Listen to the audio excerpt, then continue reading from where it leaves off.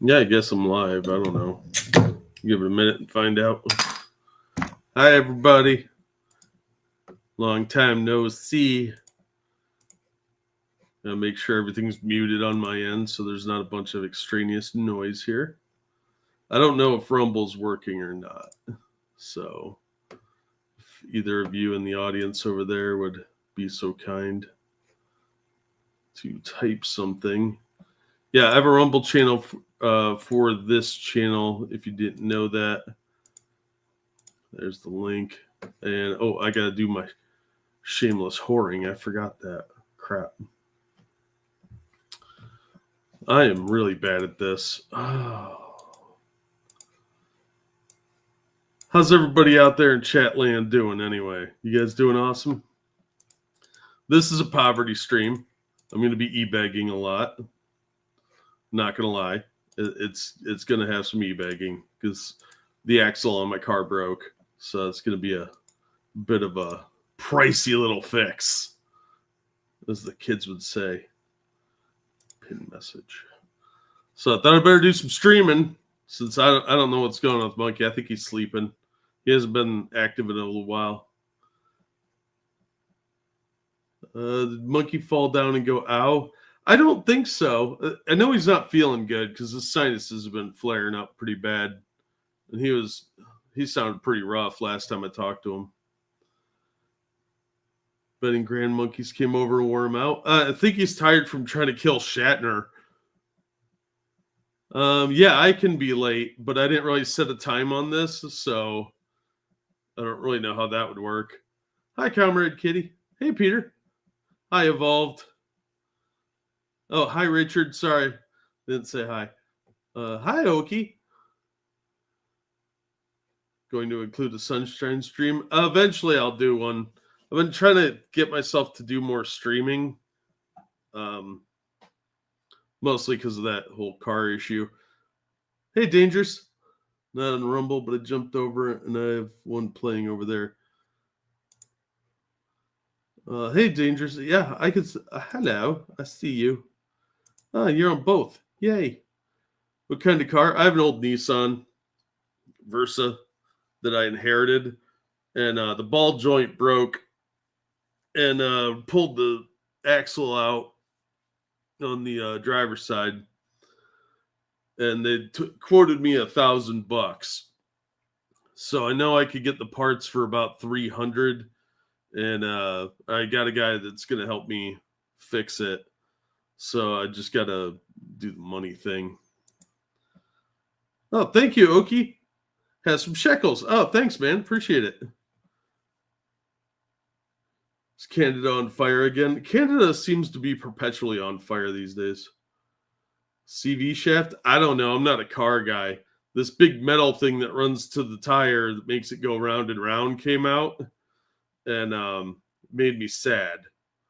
So, yeah, I am the most mechanically disinclined person I know, which is kind of hilarious since I hang out with a bunch of tech nerds and car guys. So they're always talking cars, and it's like talking football to me. I know some words. I could change my own oil. I could change a tire. But if you start talking camshafts and other goofy shit, if I can't figure it out on my own, I don't even care. Because it's a little beyond me, and my problem is that when I try and do handy things, I either get hurt or something gets caught on fire or I break something, like way worse than it was before. And I have a very long track record of that. So it just is what it is. I am the opposite of mechanically inclined. So, it's so fiber. Yeah, I know, right? 300 sounds about right. 1,000 for someone else to do it sounds about right. Yeah, that's what I thought too. Oh, okay, you're a car guy. Cool. Yeah, because I saw the shaft was 212 or something, and the ball joint, which I had to order, was about $100. And I was like, I don't want to deal with this. This always happens when I'm broke. You know, you could have like you're flush with money, everything's going great. As soon as you pay your bills, and you're like, oh, I'm gonna buy myself that neat thing or whatever that I wanted. As soon as you do that, boom, tragedy strikes. So it's just, normal everyday shit. How's it going, Bubba? Should take more than 3 hours for a competent mechanic, as little as one. Real problem is doing the alignment afterwards. Yeah, I heard the alignment is kind of an issue, but I figure if me and my buddy can get it put back together, I'll pay somebody the $50 to do the alignment because I know somebody that'll do it for $50 because he's a bit of a drinker and I can pay him in vodka. Hey, it's Courtney. I'm subbed to this channel, but I have no idea who I'm watching. Even the voice sounds familiar. Oh yeah, well, yeah, he's. I'm just some asshole. I mean, I'm always broke, so yeah, I know the feeling, dude. The axle's the easy part. Really, ball joints rarely go easy. I thought the axle would be harder because I don't know anything about cars. Did the shaft get damaged when it pulled out? I don't know. I saw there's a thing that's not supposed to be on the ground with oil, and I thought, well, that ain't good. So I looked up kind of what the part looked like based on the picture I took, and yeah, I figured out it was the shaft. So figured I'm getting the shaft. I don't want to mess with it. And the tow guy looked at that and sighed because, of course, I had to get a tow. Thankfully, I am paranoid enough to get AAA. Time to sell plasma? No shit. They do get a little suspicious when I bring it in jars. But I've seen a couple places that are probably shady enough to take it. Hey, Adabisi, how you doing? The gobbledygoo goes in the whatchamacallit, which makes the thingamajig go twirl around when I hear people talk cars. Yep, that's where I'm at with it. So I thought I would do a stream, and yeah, so here we are, because I kind of wanted to stream anyway, and I figured Monkey was asleep. Torque wrench and the ball joint press. I don't know what those things are, Okie. I've heard of a torque wrench, but I couldn't pick it out of the toolbox. I have a shit ton of tools now, too, that I inherited from my brother. But he was a mechanically inclined person. Those genetics skipped me. They went straight to him. He was first, so he got all the cool genes. And he was really good at that sort of thing. My dad was pretty good at it, and I had a couple uncles that were really good at it, but all those people are dead now. So I was like, man, I don't want to pay for this. But thankfully, I do have some good friends that are willing to pitch in some labor. Maybe just a failed ball joint. Oh, that's cool. Well, I'm going to leave it up to my mechanic buddy. Well, he's like an amateur, but he's a preacher during the day. But he knows a lot about cars and stuff like that, and he's bailed me out a few times. But I'm going to get the drunk and probably the preacher to help me out. Rent one from the auto parts store where you buy the parts. Oh, okay, that's good to know. Headlight fluid. See, I can change the light bulb. Nice try, though. Speaking of doing things, I'm trying to change my rental car, charge my rental car at an EV station. First time, I have no clue what I'm doing. Yeah, see, those are the situations where I would accidentally set something on fire. I did see a lady try and put gas in an EV before, and I thought that was just like an internet joke. But no, that really happens. People are that dumb. Like, ma'am, that's a Tesla. Oh, I don't know. It's my husband's. I don't know how it works. When did this happen? Was Monkey asleep? Yeah, he probably was asleep, actually. But it happened a few days ago. I was bitching to him about it, and I think he got tired of listening to me. Yeah, Bubba, that's kind of where I'm at, too. Like, I'll try it, but I'm going to end up needing a tourniquet and some serious first aid. Like, I have a really big first aid emergency bag that I keep nearby whenever I try and do anything with power tools. Damn Ford. Yeah, weird thing about the Nissans, mine, if one of the bulbs starts to go bad in the taillight, both the taillights will just stay on the entire time. So it looks like you're braking constantly. And apparently that really pisses off people behind you, which is usually where accidents happen when I'm driving anyway. But I'm a grandma driver, so I drive really slow anyway. And people behind me don't really like that. Spoonie the Rebel, what's up, man? All right, let everybody filter in. Like, share, subscribe, all that happy nonsense. Share it on social media. If you want to support the channel, you can toss me a couple bucks at the Streamlabs link pinned at the top of the chat or in the description where I've got all my shilling nonsense. All right, let's talk about some pop culture stuff instead of just listening to me bitch and moan. Just had to shell out $323 for my car. My car insurance just went up because I think I'm driving NASCAR and cops don't like it. Yeah, they get a little bitchy about that. My car insurance, I don't think has changed in a while, but I have to get new insurance because it's a long story. But yeah, I'm not particularly excited about the guy who sells me insurance and is never in his office. And I'm pretty sure that nobody's ever in that office. So yeah, I got to get some new insurance. But yeah, insurance is ridiculous, especially if you like to drive like Mario Andretti. If I didn't need a car where I live, I'd get rid of it. Oh, I understand that. It's expensive. $10K into your engine? Holy crap. What are you doing? Are you trying to break a land speed record? Wow. Yeah, I know a lot of guys that are really into cars. I mean, I respect people's hobbies. If that's your thing, man, go for it. If it's going to make it awesome, I say go for it. But one thing I don't understand is why EV batteries cost like $20,000. Because that is bonkers.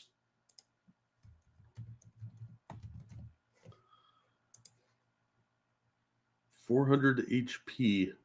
My computer's an HP. It's gray. I have two gray computers right next to each other. It's typically good to get new insurance every few years. It saves money if you haven't been in any accidents. Yeah, I haven't had any major problems in a long time. Like this was actually the first time I called AAA in like 3 years. Last time was because I had a flat tire and I couldn't get the spare off because there was a bolt on it that required a key. And I didn't have the key for it. So I didn't know how to get the stupid bolt off. And the AAA guy comes out and he's like, well, I don't know how to get this thing off either. I was like, just break it. And he's like, really? And he got all excited about it. Like, yeah, just break it off, dude. I don't care. I need the tire, you know, not to just sit in the parking lot for this. It's at a gun shop too. That looks a little shady when you're hanging out there in the parking lot at night. So yeah, he just busted that plastic thing off and we broke a few things and we got the tire out and good times were had by all. He really was excited. Hewlett Packard. I don't know what it is. It's an HP. Dude, don't ask me difficult questions.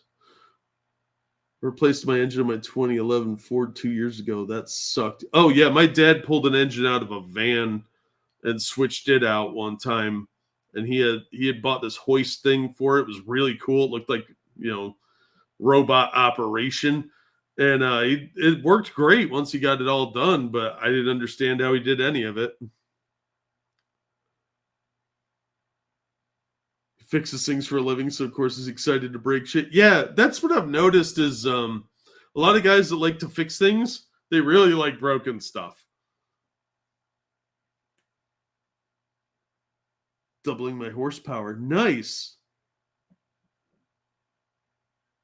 I saw a video on YouTube of a guy that took a Tesla and he switched out the engine so it wasn't an EV anymore. He switched it out with a Camaro engine. I thought that was a neat project. I'm working audit at a hotel. I always got excited when I got to break the latch. Oh, yeah. See, I like taking things apart. I'm also super nosy.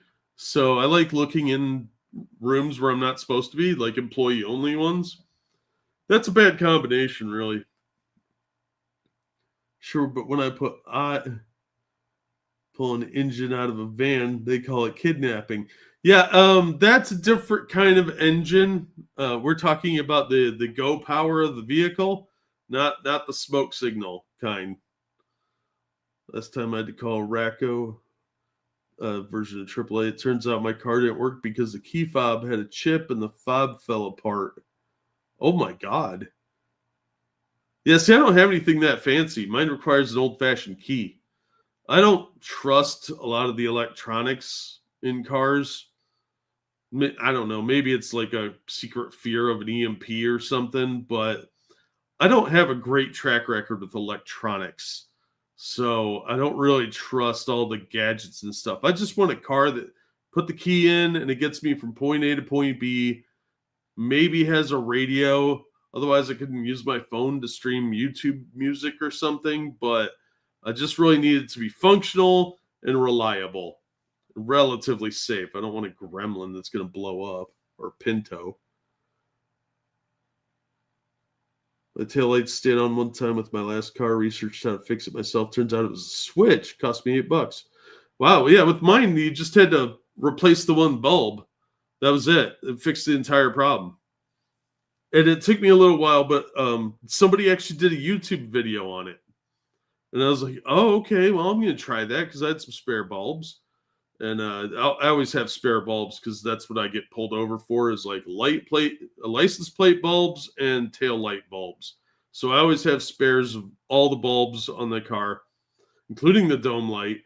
And I switched it out, fixed it right away. Real simple thing to fix. What's up, Frank? Sleepy time. What? Get a Toyota? I can't afford a new car. Lost my foot and had a chip, and $300 later for dealer replacement key will not start. Oh, wow. Yeah, $300 for a replacement key? That's a scam right there. Yeah, screw that. All right, let's get into some pop culture stuff. Thanks for listening to me rant and ramble. I'm really good at distraction. All right, so this is a little bit of old news at this point. It's about 2 weeks old, but I still think it's funny. So, from Bleeding Cool, DC Comics fires writer for mocking Charlie Kirk's assassination. This guy right here, Gretchen Felker Martin. She said some pretty awful things about Charlie Kirk here. You can see right there, she said, hope the bullet's okay after touching Charlie. Which, I don't know why she uses that picture, because it looks like she has 5 o'clock shadow. Like, that's not a flattering picture. Mark Waid, of course, being a dickhead over on Blue Sky, said something equally shitty. But he's a little too ingrained in things. He's not going anywhere. And this is not an uncommon opinion among the insane people that work on comics. Heather Antos, she works at IDW now. She seems to get passed around various comic companies. She did a sports thing for a while, but when she left DC, I think she got laid off. You could tell that she's probably difficult to work with because they keep shuffling her off as soon as her contract seems to be up. And she landed at IDW, which is in really bad financial straits and probably isn't paying her much. I hope her bed's okay after she touched it, right?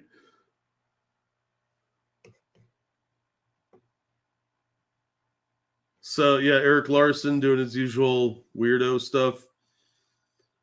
But yeah, Gretchen Felker Martin was the writer of the new Red Hood series. And pretty quickly, DC didn't just fire her, they canceled the book. Issue 1 had just gone on the stands the day before Charlie got shot. So they offered to buy back all the issues and reimburse the comic shops for all of the money they spent on the books, even the ones they already sold. So DC was in some serious damage control. And I think that's an indicator of how bad things are in the comic book industry, that they couldn't afford to piss off the last of the possibly even remotely moderate to right-leaning readers they have, that they actually fired somebody.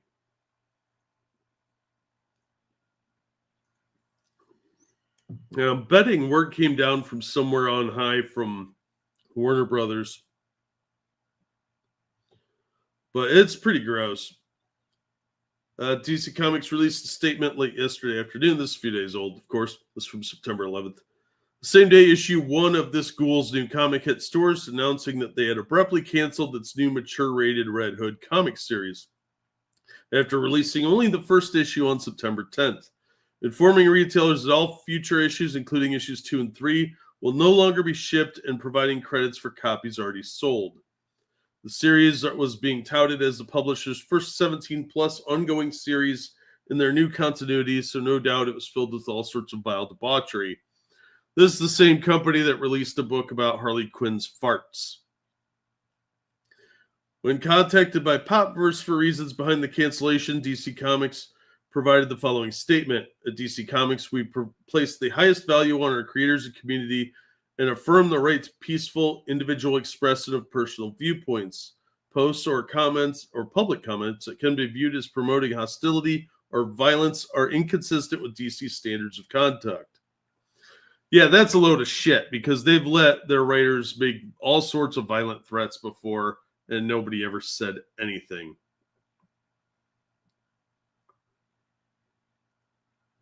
So yeah, that's a load of garbage. But yeah, they actually did something about one of their creators being a garbage person and saying pretty awful things. And it was shockingly a trans person. So I'm sure they're getting a lot of hate from that. And I'm okay with it. But that's not quite the end of the story. Because this person had some things to say. We'll jump ahead a few days to the 18th. And Red Hood writer, this from Bounding into Comics, criticizes DC's firing standards. You can still get Neil Gaiman's work through them. Yeah, Neil Gaiman's problematic too. But you're not Neil Gaiman. You're some random person. I read a lot of comics and have never heard of you. By the way, the Red Hood series was supposed to be DC's answer to like the new Punisher series that came out, I think, on Wednesday. And yeah, that didn't really work out for them. In offering further thoughts on the recent emergency stop placed on her overall DC career, Red Hood Volume 2 writer Gretchen Felker Martin. Does anybody else think Felker is a little too close to Felcher? You 80s kids will know that one. So yeah, that's just a little too close because I'm going to accidentally say Felcher a few times, and it's just some things you can't unhear. It's criticized how the publisher was exceptionally fast to not just cancel, but fully recall the only published issue of her Red Hood Volume 2, but did not offer a similar response to a number of other uncouth creators. That's because you said something stupid right when something tragic happened. Everybody else waited a little while or was far enough under the radar when things were a little less turbulent so that they were a little more insulated. As previously reported, Felker Martin found themselves in hot water on September 10th after meeting the initial news of Kirk's killing with mockery. We don't need to read it again. It's right there on the screen. A few hours later, local comic book stores across the United States, as it was the only country in which the book had officially been published, received a message from DC informing them that not only was Jason Todd latest solo series, which had just hit shelves that day, I thought it was the day before, no longer moving forward, but they would also be offering refunds via credit for both their remaining copies and those which they had already sold. Pressed by multiple news outlets, including Popverse and The Hollywood Reporter, what got him was The Hollywood Reporter came knocking. For details on the move, a spokesperson from the publishers, yeah, we just read that statement. God, that art is shit. Why does he have the like lefty girl haircut? This used to be a skinhead haircut or a neo-Nazi haircut. Stupid. The next day, offering her first public comment on the fallout, Felker Martin recalled it was surreal. I got a call from a Warner Brothers executive at 10:30 p.m. She yelled at me. They did very much want a groveling apology. Well, if you wanted to keep your job, that probably would have been a smart move. I told her I wasn't going to apologize for calling a Nazi, that he spent his life trying to kill everyone I love, and I had no regrets. Oh my God, hyperbole much?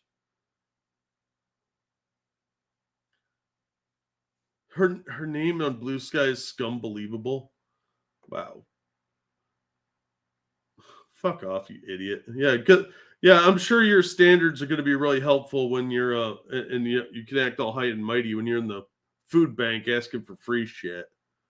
Felker Martin would offer a lengthier dissertation regarding her feelings toward Kirk on September 12th, being a public post on her Patreon account. Oh.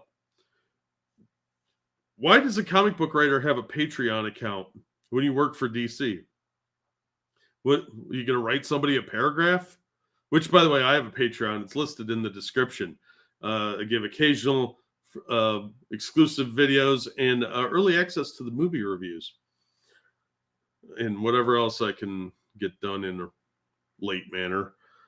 Kirk was funded by the country's richest and most powerful, feted by President Donald Trump as the whip that kept the youth vote in line. Yeah, that's possible. Like wrangling wildcats. And worked them into a frenzy on Trump's behalf. Is he dealing Molly? They gave him power. This made his words cut flesh and snap bone. Oh my God, he had that kind of wizard powers where he could cut flesh and snap bone. That's some high-level wizardry. He makes Harry Potter look like a bitch. Stop selling me on him, lady. There's no separation between Kirk's rhetorical violence and the violence carried out on his behalf, both by government apparatuses and distributed by, and by disturbed lone actors whose sickness he gleefully stoked in hopes it would burst forth in showers of blood. You write young adult books, don't you? Who talks like that? That is some monologuing from like Dr. Doom. I don't know of anybody that Charlie Kirk inspired to shoot anyone. He say what you will about the guy, and I didn't really get know him or anything. Saw him on various media sources, but he was one of those super Jesus people that's more of a pacifist. His hopes are now splattered across the backdrop of a gaudy little pavilion under banners reading, "Prove me wrong." Well, you couldn't prove him wrong, so you had to kill him. Fuck you. It goes on with some more whining. Look at all these paragraphs. I honestly can't read it again. It's fucking stupid. So she's whining, and she got fired, and that's what she's really whining about. Look, whining. You can still get Neil Gaiman's books, yeah, because those sell. He might have been a sex pest. I don't know. But he was kind of accused of some stuff that sounded vaguely like bullshit. Frank Miller released one of the most savagely Islamophobic comics of all time, Holy Terror, and still works with DC. Yeah, Frank Miller is incredibly talented. And by the way, if you ever read Holy Terror, surprisingly fun book. It's about a superhero fighting Islamic terrorists. It's not Islamophobic. It's anti-jihad. There are pedophiles, war criminals, confessed sexual predators on staff. Well, you should probably list their names because that you shouldn't have people that are like that. I mean, war criminals. Jesus, who are they hiring over there? You got Saddam Hussein working in DC? You can still buy all their work. Did you throw enough gasoline on this bridge when you lit the match? Because I think your career is gone. Ed Gaiman was accused of grooming and sexual assault by a number of women and is currently facing a related lawsuit from one of them. DC still publishes his Batman and the Sandman work. Yeah, the Sandman stuff has sold well for like 20 years. It's not going anywhere. Schmidt drew a graphic propaganda comics on behalf of Russian dictator Vladimir Putin. That's what happens when you hire people that are not from the country. Berganza was fired from DC in 2017 following numerous accusations of inter-office sexual harassment. Yeah, he did a bunch of stuff. It was a guy who worked on was it Crimson? No, it was Crimson Avenger 4-issue miniseries. Who ended up? He was like the inker or something. I'd have to look it up again, but he beat someone to death with a hammer, and no one ever talks about that story. It happened back in like 86 or 87. It was after the Crimson Avenger miniseries came out. But he bludgeoned someone to death with a hammer. And nobody wants to talk about Gerard Jones, who is still in jail because he posted CP to YouTube. And the feds got him. And he wrote a lot of stuff for both Marvel and DC and did a lot of stuff for Malibu, which is why the Ultraverse stuff probably isn't ever going to be reprinted.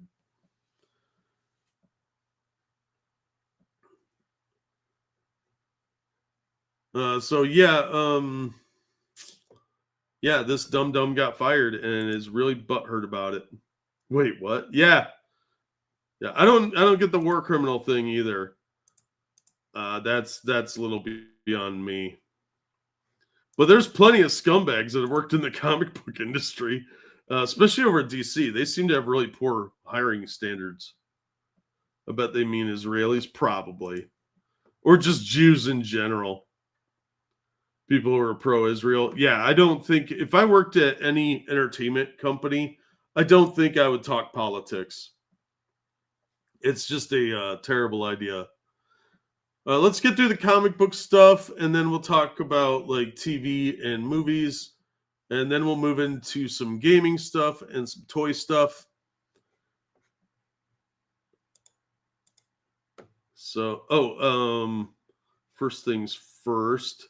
The Japan Comic Art Expo for winter 2025 is going to have Tim Lim and Mark Pellegrini. The series is in the United States, Common America. What common means masked in Japanese, so it translates to that. But they are going to be in Japan.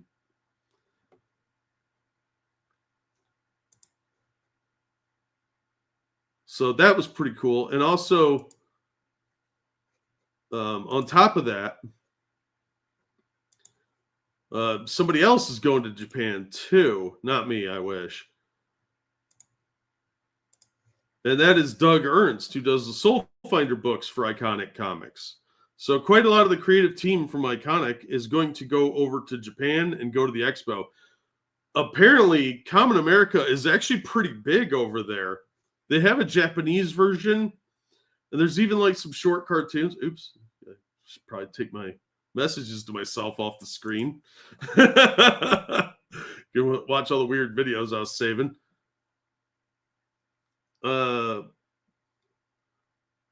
Yeah, Bubba, I don't get it either.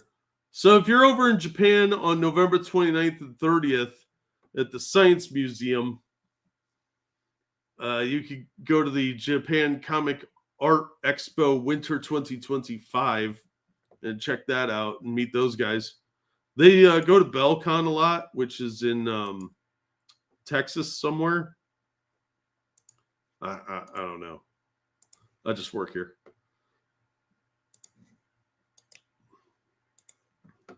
Octopus porn. No, it's like survivalist videos, weird stuff videos. I'm normie, man. I don't send links to myself on porn. I'm way too lazy for that. Hey, Retro. Sneaking a show while I'm sleeping, huh, Jack? Yeah, well, it's kind of bored and poverty, Jack in Japan pick up some geishas for the dungeon.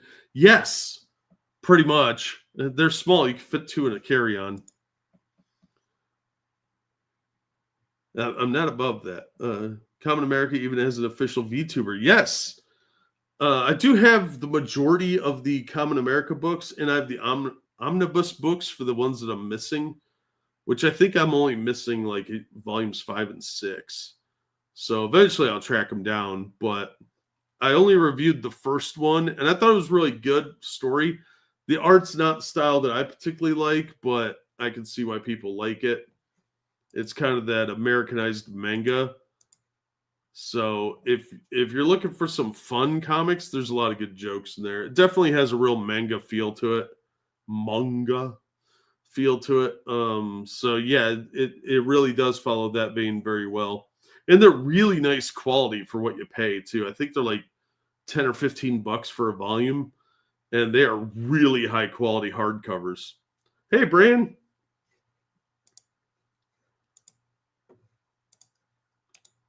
Yeah. There is the Rumble link again, in case anybody wants that. All right. Next up, there's some gossip here that Brian Michael Bendis is returning to ruin Marvel Comics again in 2026. Supposedly, the rumor has been going around that he's going to be announced at New York Comic Con. We'll see. The man has just lost his touch. He's so far into lefty politics, and I don't know. He just isn't very good anymore. He hasn't been in a long time, not since Powers. All right, there's a moth in here. It's pissing me off. All right, so we don't really know anything other than that's the rumor. There's a bunch of nonsense about his career down here.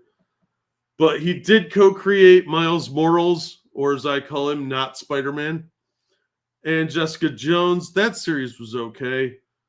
The Ultimate Universe I always thought was like bad fan fiction, and the Absolute Universe over in DC has really followed that trend of just over-the-top bad fan fiction. Like, I am just not a fan of the Absolute stuff, but it seems to be selling really well for some reason. So yeah, Bendis is coming back to shit all over Marvel some more because he ruined a bunch of DC stuff. Yay. Well, you never have to apologize for being late. Slumming, are you? We're all slumming, dude. All right. In more intriguing news, The Darkness is returning to Image Comics with Mark Silvestri. They did redo Witchblade, and they basically rebooted the whole series because I think they had wrapped it up originally. They gave it an end point. And I was reading the first, I think, 3 issues I've got recorded for Witchblade, and it was actually pretty good. It was popcorn entertainment, not anything deep or super memorable, but it was fun. So it doesn't really surprise me that Darkness is going to come back in a slightly more updated form. And I'm actually interested in checking it out because Marvel and DC have been chugging balls so much that it's actually going to be kind of nice to see at least something that was an interesting concept come back. So Mark Silvestri, who is the CEO of Image, by the way, will return to the series he created in 96. I had a bunch of these when it first came out, and they weren't really for me, but they had really nice art. And I got a bunch of them dirt cheap. I think I had like 10 issues, first 10 issues of The Darkness, and a bunch of issues of Witchblade. And I ended up trading them for something because I didn't stick with the series. But I might go back and read them at some point because I see them in dollar bins quite a bit. They're really not worth a whole lot. And they just did a re-release of issue 1 of Witchblade, which I did pick up. So there's a facsimile issue of that for like $5, which the original goes for like $10. And you don't see it very often because those print runs weren't that good. And a lot of people were sitting on them like they're going to be worth $1 million too, which is a mistake with Image Comics most of the time. So this is going to be part of the Top Cow universe. Be penciled by Ed Benes and inks by Matt Banning, Sal Regla, and John Livesey. Colors by Arif Prianto. Letters by Troy Pateri. Gunslinger Spawn artist Raymond Gay will take over the interior pencils with issue 2. Now, as I recall, Raymond Gay's a pretty good artist, so that should be too bad.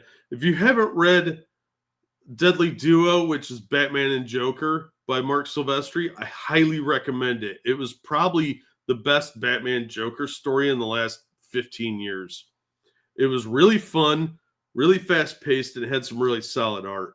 It had some really cool shots too. So they are reinventing it. We're going to go back to what made The Darkness such a hit. It's grit, it's danger, its sense of power always comes at a price. But this time we're turning everything up to 11. Jackie's world is going to expand in ways readers never expected. Well, I don't know about that, but it should be pretty interesting. Yeah, it only ran for 25 issues and they had some reboots, but I don't know. I think this time they're probably going to do a little bit better with it as far as maintaining longevity, because the comic readers are really not as into Marvel and DC as they used to be, which a lot of the shops have closed up over the past couple of years, so it's getting a little harder to actually find stuff. Oh, thank you, Adabisi. I just realized how fun it is to force any country people to stop using gas vehicles. I will never buy an EV, realizing how long I had to wait to charge my car. Yeah, that is a real problem for people out in the middle of fuck nowhere. Like, I live in Ohio. There's a handful of EV stations, but yeah, good luck. There's always people at them, and they always look miserable. And you want to go a long distance, you want to drive across the country, you're probably going to die in Nevada somewhere. So yeah, I don't think, unless they can get the batteries to last longer and get better mileage out of them, I don't see it really being something that anybody in most of the country is ever going to adapt to, because they don't have the infrastructure for it. And putting that infrastructure together is going to cost more than anything else. Do you know how much it's going to cost to run those things and how much CO2 they put out? That's ridiculous. I'm sorry you got stuck out there at a BC. That sucks. Hey, Costin, how you doing, man?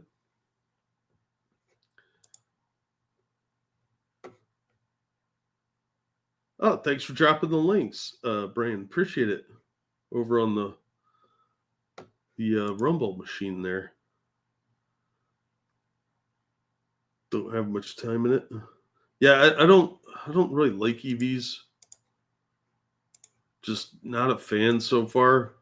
I know a couple people with them, and they seem to run pretty well, but they're very expensive for what you're getting. One of my friends had a smart car, and she hated it. She loved it at first, but it ended up being like, because they're so small, she couldn't really do anything and go very far, and she just whined about it constantly. I'm like, what'd you spend 25 grand on this thing for? All right. Let's check out the next article. So the Energon universe has been really doing well over at Image Comics.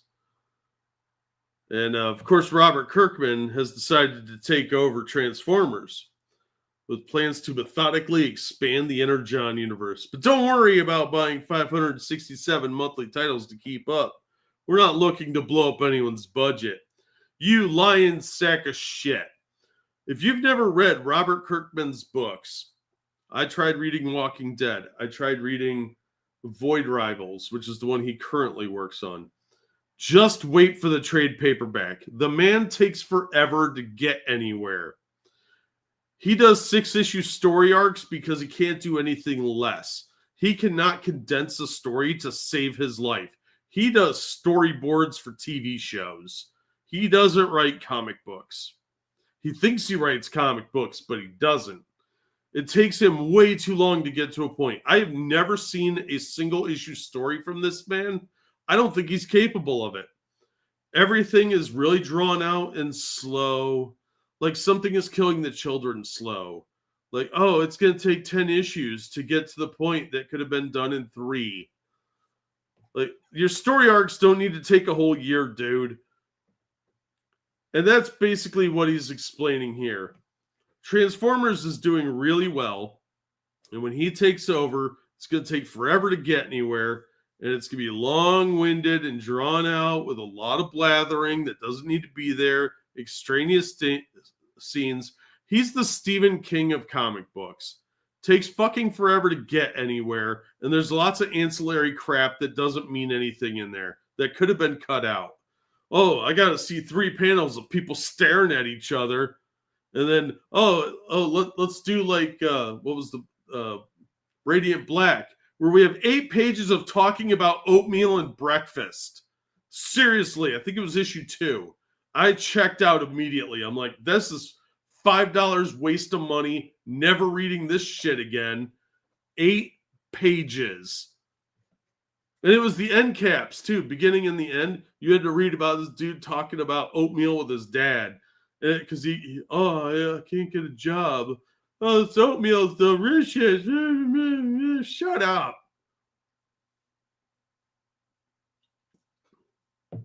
He has good ideas. He's just way too verbose. So he's going to take over with Transformers issue 25, which means issue 25 will be my last book of the series.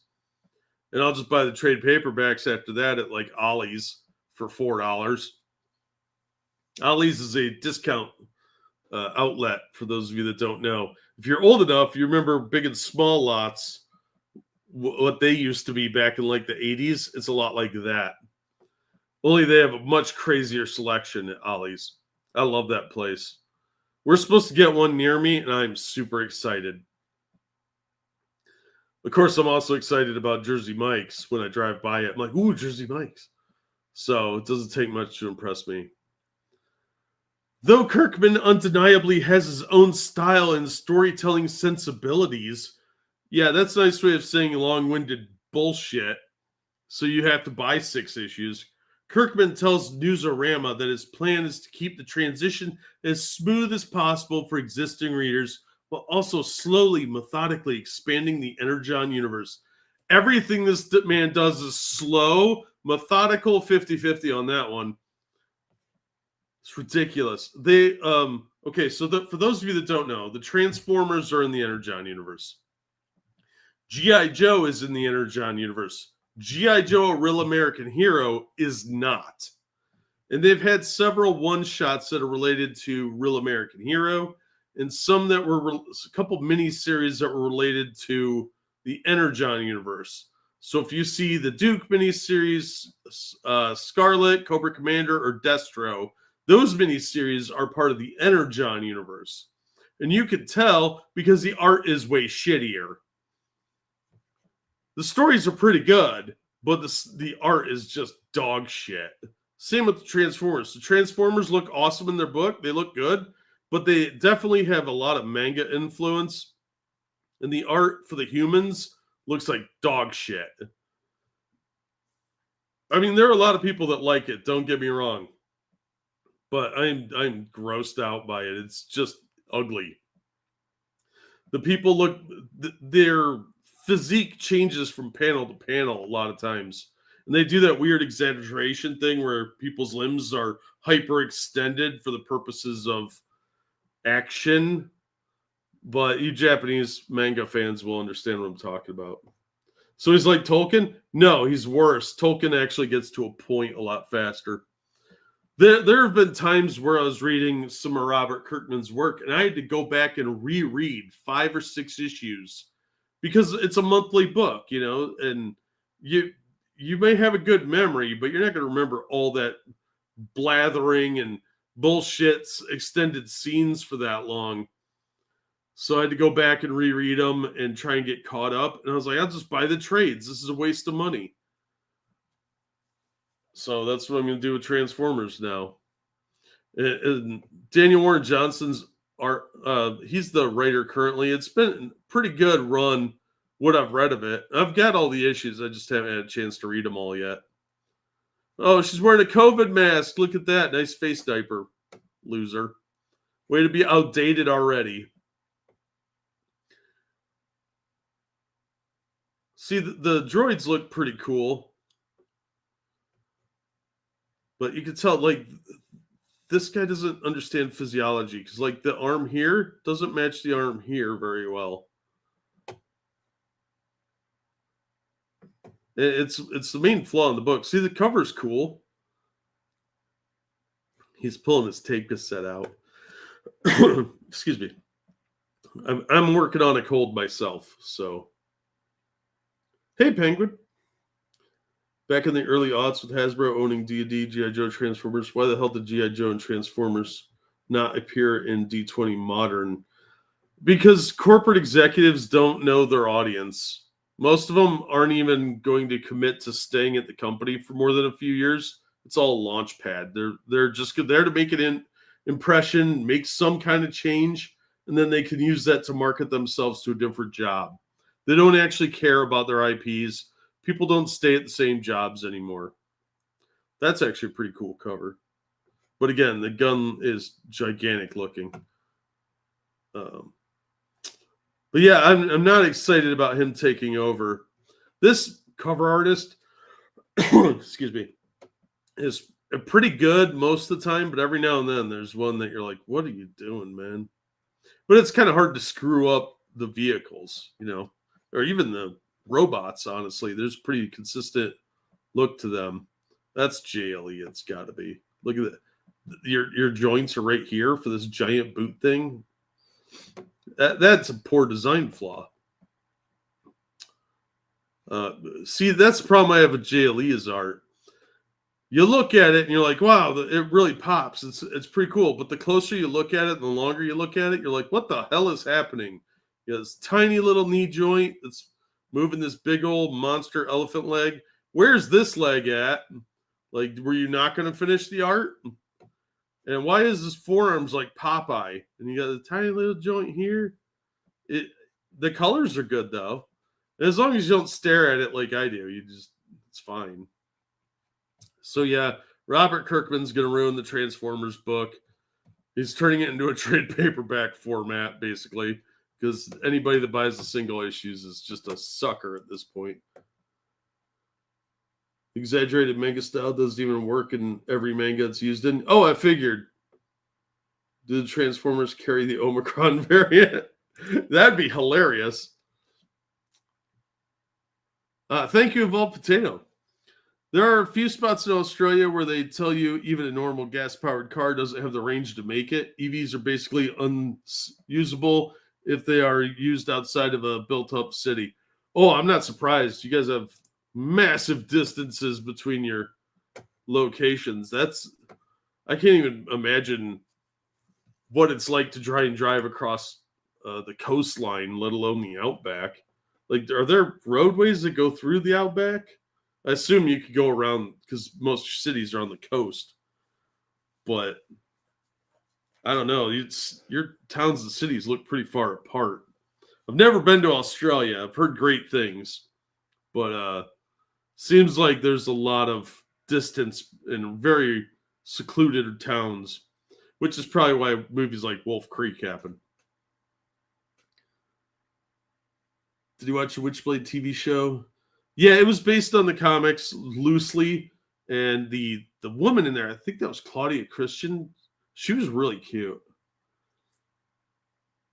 I didn't know GoBots came first. Yeah, I heard that somewhere. No, the Witchblade TV show had potential. It just had a really low budget. It was sort of like a Xena show, but I remember it was okay. I think I have a DVD or VHS of some of them around somewhere. We'll jump back over to Bleeding Fool. We've got couple more comic ones, then we'll get into the movie stuff. Bleeding Fool is informing us that there is Comics and has a new comic instructing black youth how to deal with law enforcement. Oh, look at that power fist there, the commie power fist. Oh, you're tying your shoes. Better draw your gun, dude, because that happens all the time, right? Also, why is his head this bit? Like, how is his body proportioned? Do you have like a bobblehead, dude?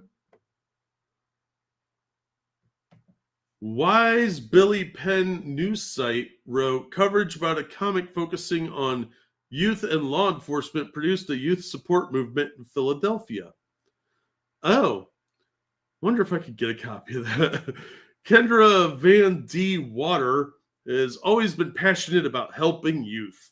The CEO and co-founder of Yeah Philly, Van D. Water says the organization's mission is to inform and support Black youth in West and Southwest Philadelphia who have been charged with a violent crime in the legal system.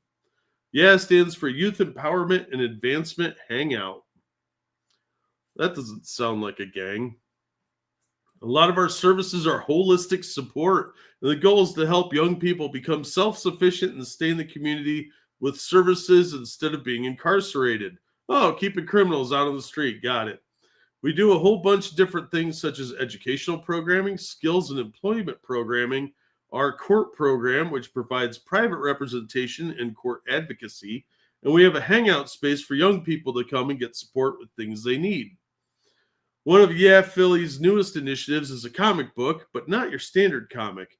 Instead of superheroes and supervillains, this comic's characters are police officers, judges, and young people. Vandewater explained it's an attempt to explain the complexity and nuance of interacting with law enforcement and the criminal justice system in a format that youth can relate to. So, let me guess. Cops are all bad guys, and you're a good boy, didn't do nothing, and they're all trying to kill you.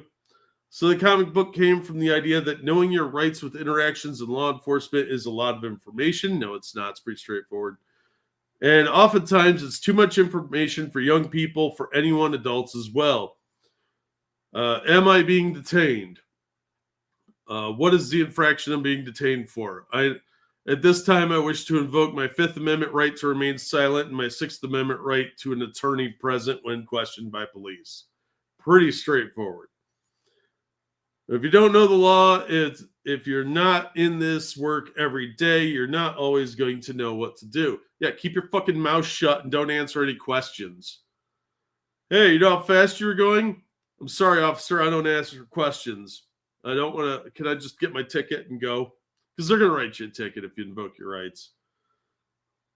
So this is a way to help young people learn through tough information and put graphics in it and write stories in their language. Oh, so it's going to have a lot of shitty modern slang that's going to be outdated in 2 weeks.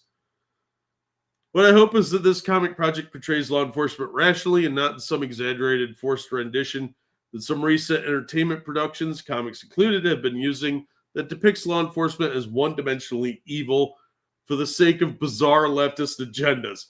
Oh, you hopeful Rube, you. You know that's what this is going to be. After all, responsibility and civility is vital for freedom and safety, and that's what youth should learn about. Yeah, take it up in court and sue the cops there. If they're going to violate your rights, they're going to violate your rights. You don't need to get your ass kicked for it, too, or worse. If this comic project by Yay Philly follows a sensible narrative, then it'll be something to appreciate, and I wish CEOs of the organization good luck with it. Yeah, good luck with that, dude. That's probably not going to happen because this little power fist right here tells me what I really need to know about what this is going to be about. Bunch of fucking left-leaning commie nonsense.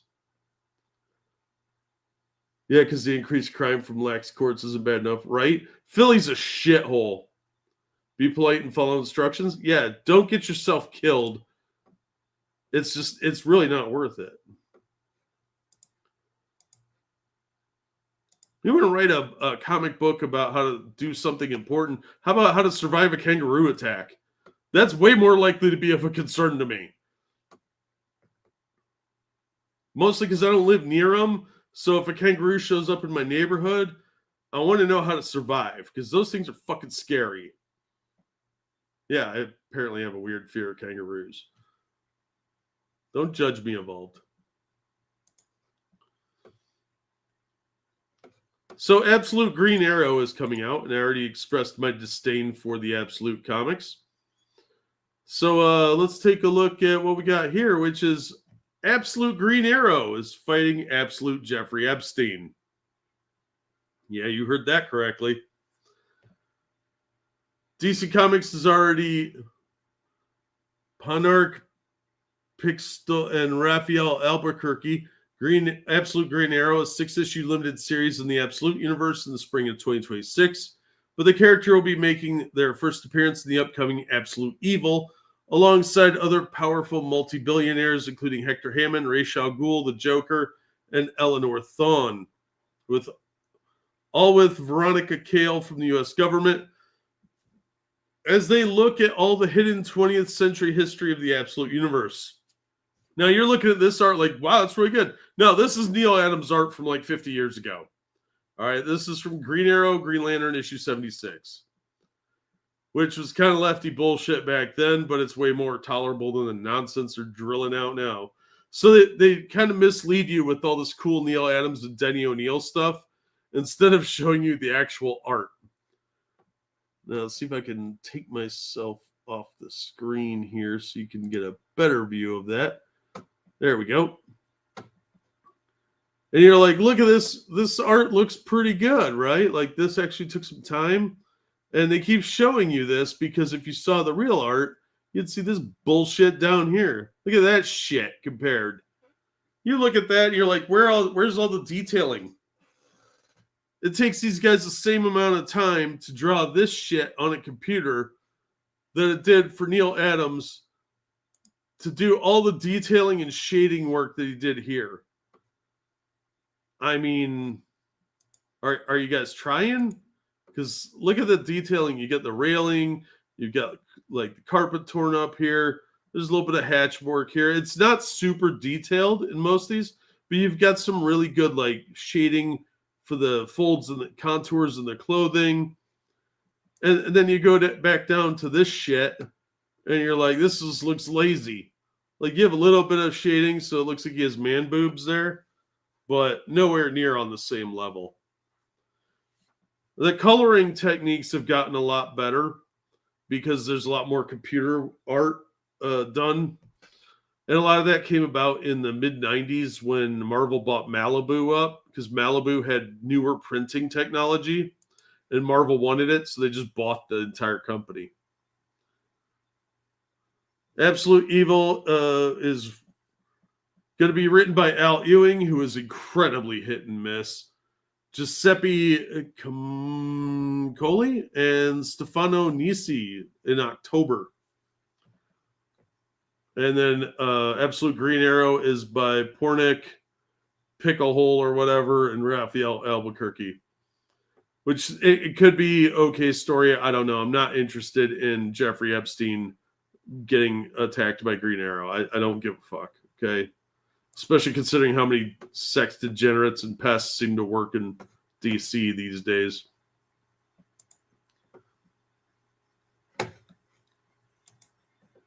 So that's a thing that's happening. Blarg. What's up, Mike? Excuse me, an idea for a comic about a First Amendment auditor whose nemesis is a rookie cop who's trying to get him to stop filming outside a ladies' waxing salon. I'd read that. The entire time, the supervisor should just be some old cop who's like got his head in his hands, like, just shut up, dude. Just shut up. And he hates both of them. All right, back over at Bleeding Fool. How conventions are dealing with fallout from controversial creators. Well, these days, that's most of them because they can't keep their fucking mouths shut because they're stupid. That is actually a really cool owl man. I dig that cover. That is some actual good art there. It'd be nice if it was something more than just a pose. All the comic covers these days are just poses. There's rarely any actual action anymore. And that's what got me to buy comics as a kid, was the action scenes on the cover.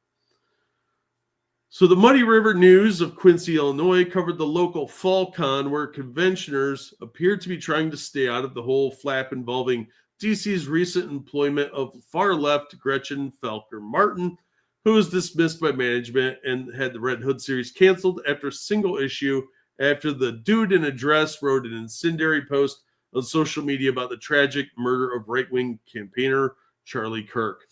The dude in a dress was their words, YouTube, not mine. Not that I care.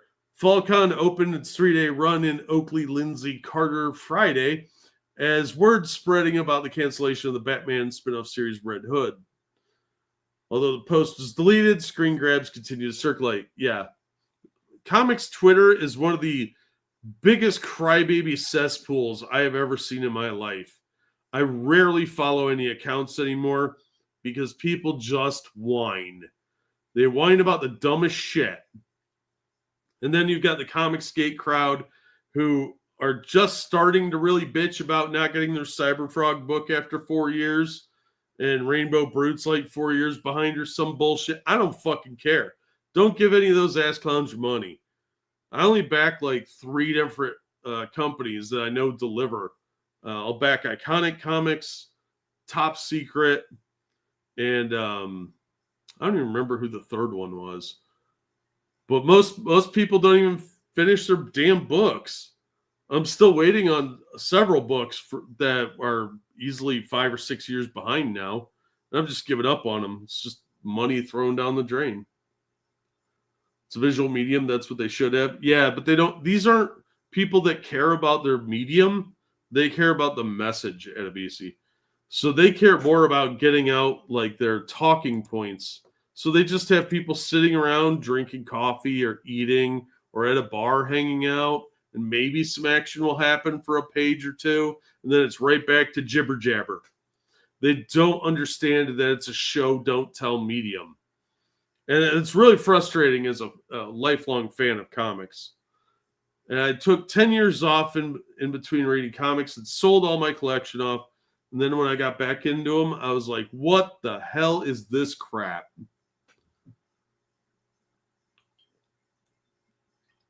There's still some good books out there, though. Even by lefties. The Thundercats book is really solid.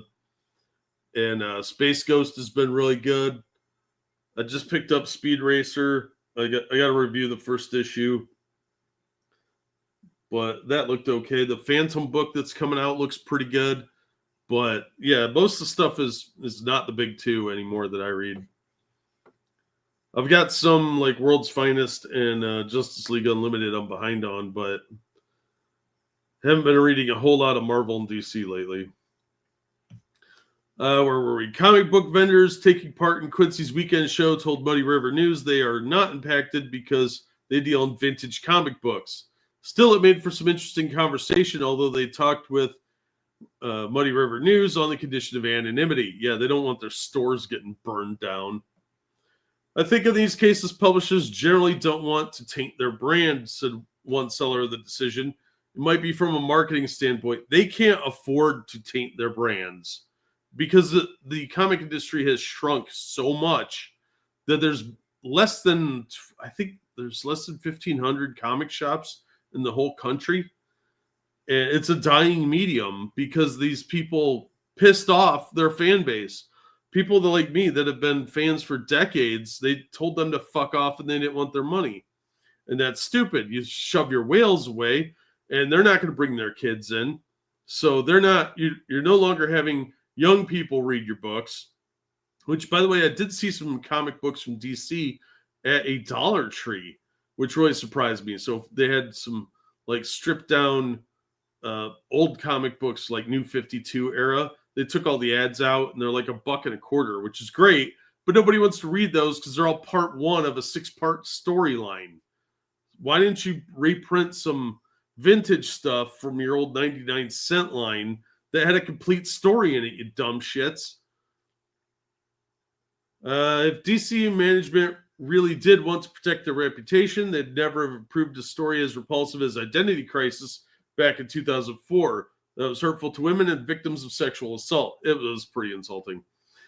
And they have taken notice of Faulkner Martin's previous statements on social media long before hiring him. No, they're not going to do that because they don't want to get yelled at. They're afraid of getting called sexist or racist or transphobic or Islamophobic or whatever. They're a bunch of pussies. And they hire their own friends. By failing to do so and only distancing themselves from him following an incident as serious as the Kirk assassination, they've only proven they're not responsible and don't uphold any lessons of past comics, not even Stan Lee's message from Spider-Man's debut that with great power comes great responsibility. Well, they're not smart people, so.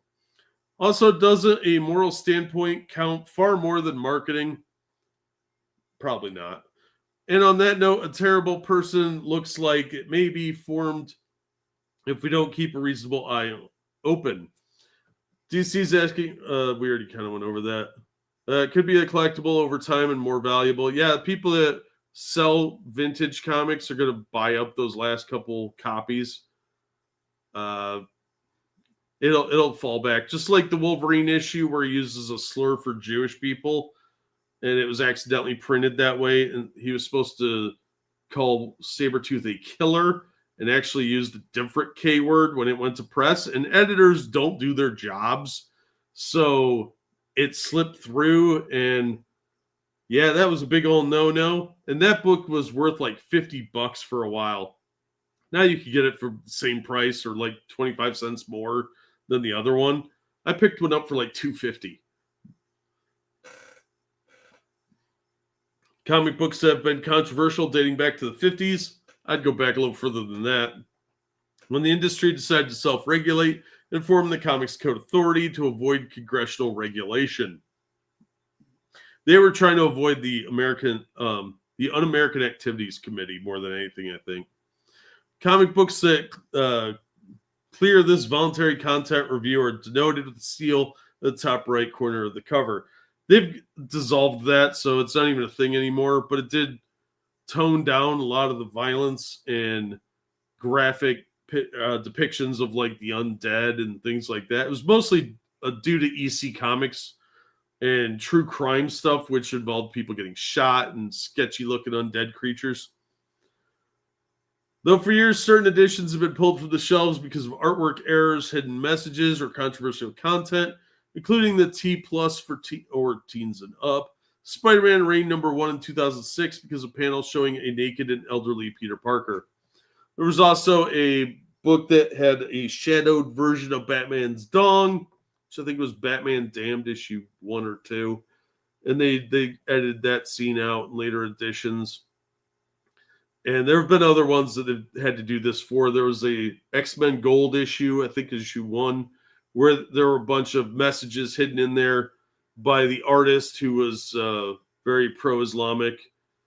So that sort of thing sneaks in because the editors don't do their jobs. Also, they really fuck up on obvious stuff. Like there was a calendar, I think 2014, that Marvel put out where they spelled calendar wrong. And there's a lot of times they don't understand possessives.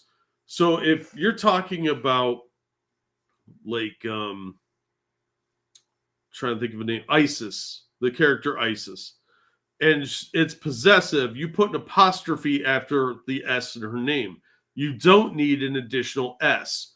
But DC Comics especially does that all the time. And it's a simple, basic grammar error that third graders know. So they just don't know what they're doing. And they don't really seem to care. If Ethan did art 1/1000th of the time he bitches about Eric July, he'd be on issue 300. Pretty much. Skyver acts like the Game of Thrones writer instead of just making his books and making money. Yeah, he would be doing way more successfully if he would just finish the books. Because it's pretty obvious that his GoFundMes or his Kickstarters and Indiegogos have declined greatly over the last several years because he doesn't deliver. He's just lazy. There's no excuse for it. He's a professional YouTuber. He could be drawing while he's talking, and he doesn't do that. A lot of people used to love his art streams where he'd do art while he was talking to the audience, but he doesn't do that.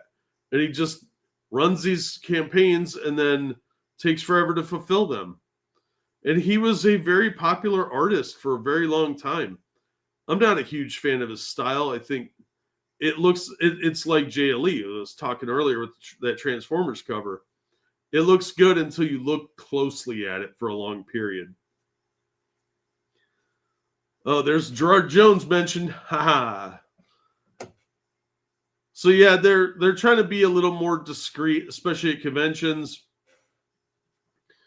A lot of times people will try and do gotchas at conventions. They'll try and get an artist or writer to say something stupid, and they do that a lot. So it's not surprising. I don't know how conventions are going to deal with the customers that come in and try and goad people.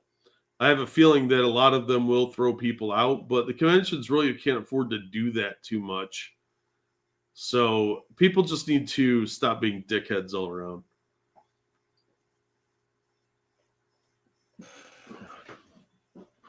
I am out of soda now. Damn. He was a pro. He worked on deadlines. He should be able to do this. You would think so, but he's also incredibly lazy. He was known for constantly turning in work late. And that's a no-no. Speaking of conventions, though, and what is probably the most ghoulish thing I've seen in 4 or 5 days, LA Comic Con hosting paid meet and greet with an AI hologram of Stan Lee. Faithful in spirit, context, and intent. Let this man stay dead, for fuck's sake. For all his faults, Stan Lee never deserved such an indignant ending, as after spending his final years suffering untold amounts of elder abuse, the late Marvel Comics legend will soon find his likeness bastardized via AI in the upcoming LA Comic Con. Yeah, man-made horrors beyond your comprehension. Yeah, Tesla was really correct on that.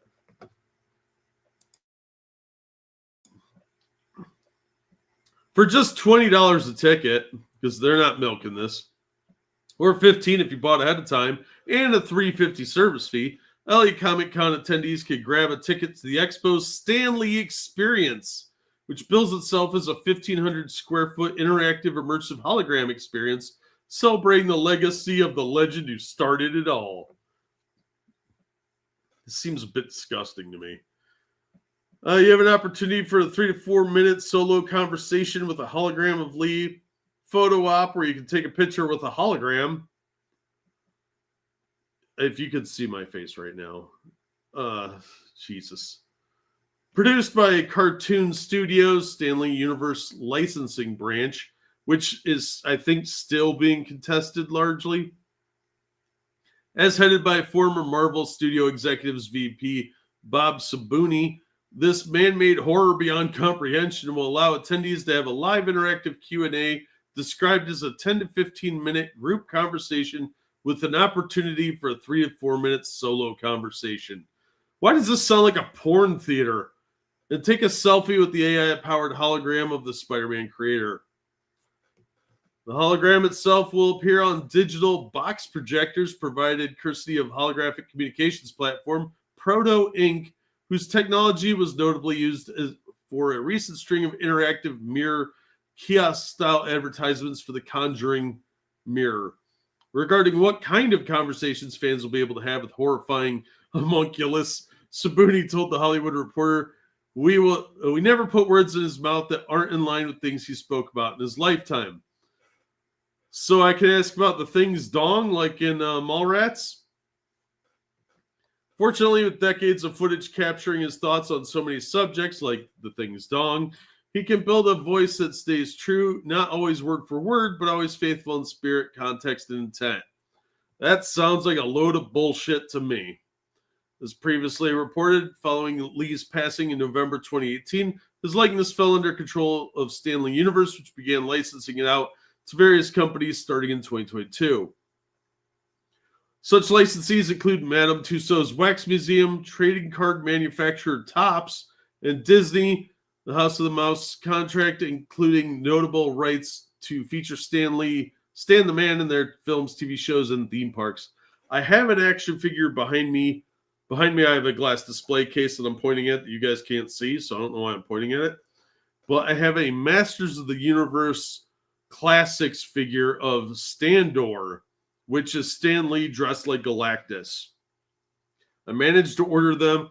They go for about $60 now. I'm going to open them for the patrons. I got 2 of them. One I just am going to keep in the package, and the other one I'm going to open up and play with because I'm a child. But it's actually a pretty cool figure. So that was before he died, though. Further, the agreement grants Marvel exclusive rights to the use of existing images and archival records of Lee's person.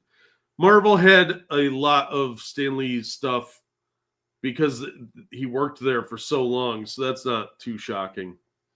But I think this is a bit disgusting.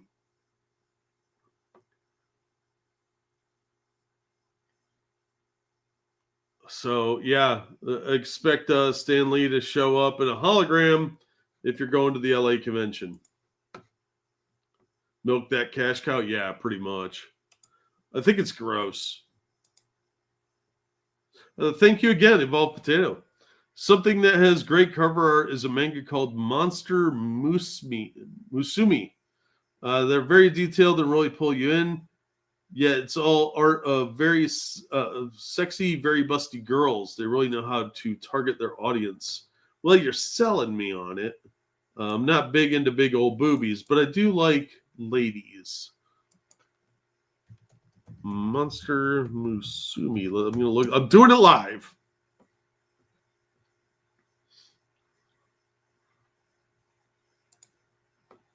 Oh yeah, they look like manga girls. Yeah, you're right. A lot of C and D cups bouncing around there. Yeah. Yeah, that if I was like 15 again, I'd absolutely buy that. But it's for the story, I promise. It's disgusting what they're doing to Stan. Just let the man stay dead. Seriously.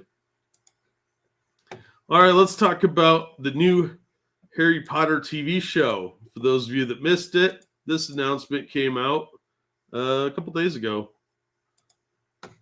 Harry Potter's series reportedly auditioning women for Voldemort. Yeah, that's what's happening now. Chick Voldemort. Why does her nose look like a penis there? That's some shitty AI. New report claims HBO's upcoming Harry Potter series may take a different direction with one of its most iconic characters. Remember, they did cast a black guy as Snape until they thought about it and thought Harry Potter has an irrational dislike of Snape in the first 3 books because Snape hasn't actually done anything, but he's like, I don't trust that guy. And now that would be about a black dude, and that didn't seem like a really good idea. Scooper Daniel Rickman, Daniel RPK, has said that auditions for Lord Voldemort are open to both men and women, meaning the Dark Lord could potentially be portrayed by a female actor. This would not surprise me at all, because HBO and Cinemax, technically, have not learned a damn thing, from what I can tell, about the cultural shift of nobody wants to watch your weirdo lefty crap. Traditionally played by Ralph Fiennes in the Warner Brothers films, Voldemort has long been depicted as a male character because he's a guy in the books. Tom Riddle. If the HBO series moves forward with a female actor, it would mark a significant departure from the original portrayal and likely spark debate among fans. Casting still appears to be in early stages and no decisions have been finalized for an official announcement. The news follows the controversial casting of Papa Izadu as Professor Severus Snape.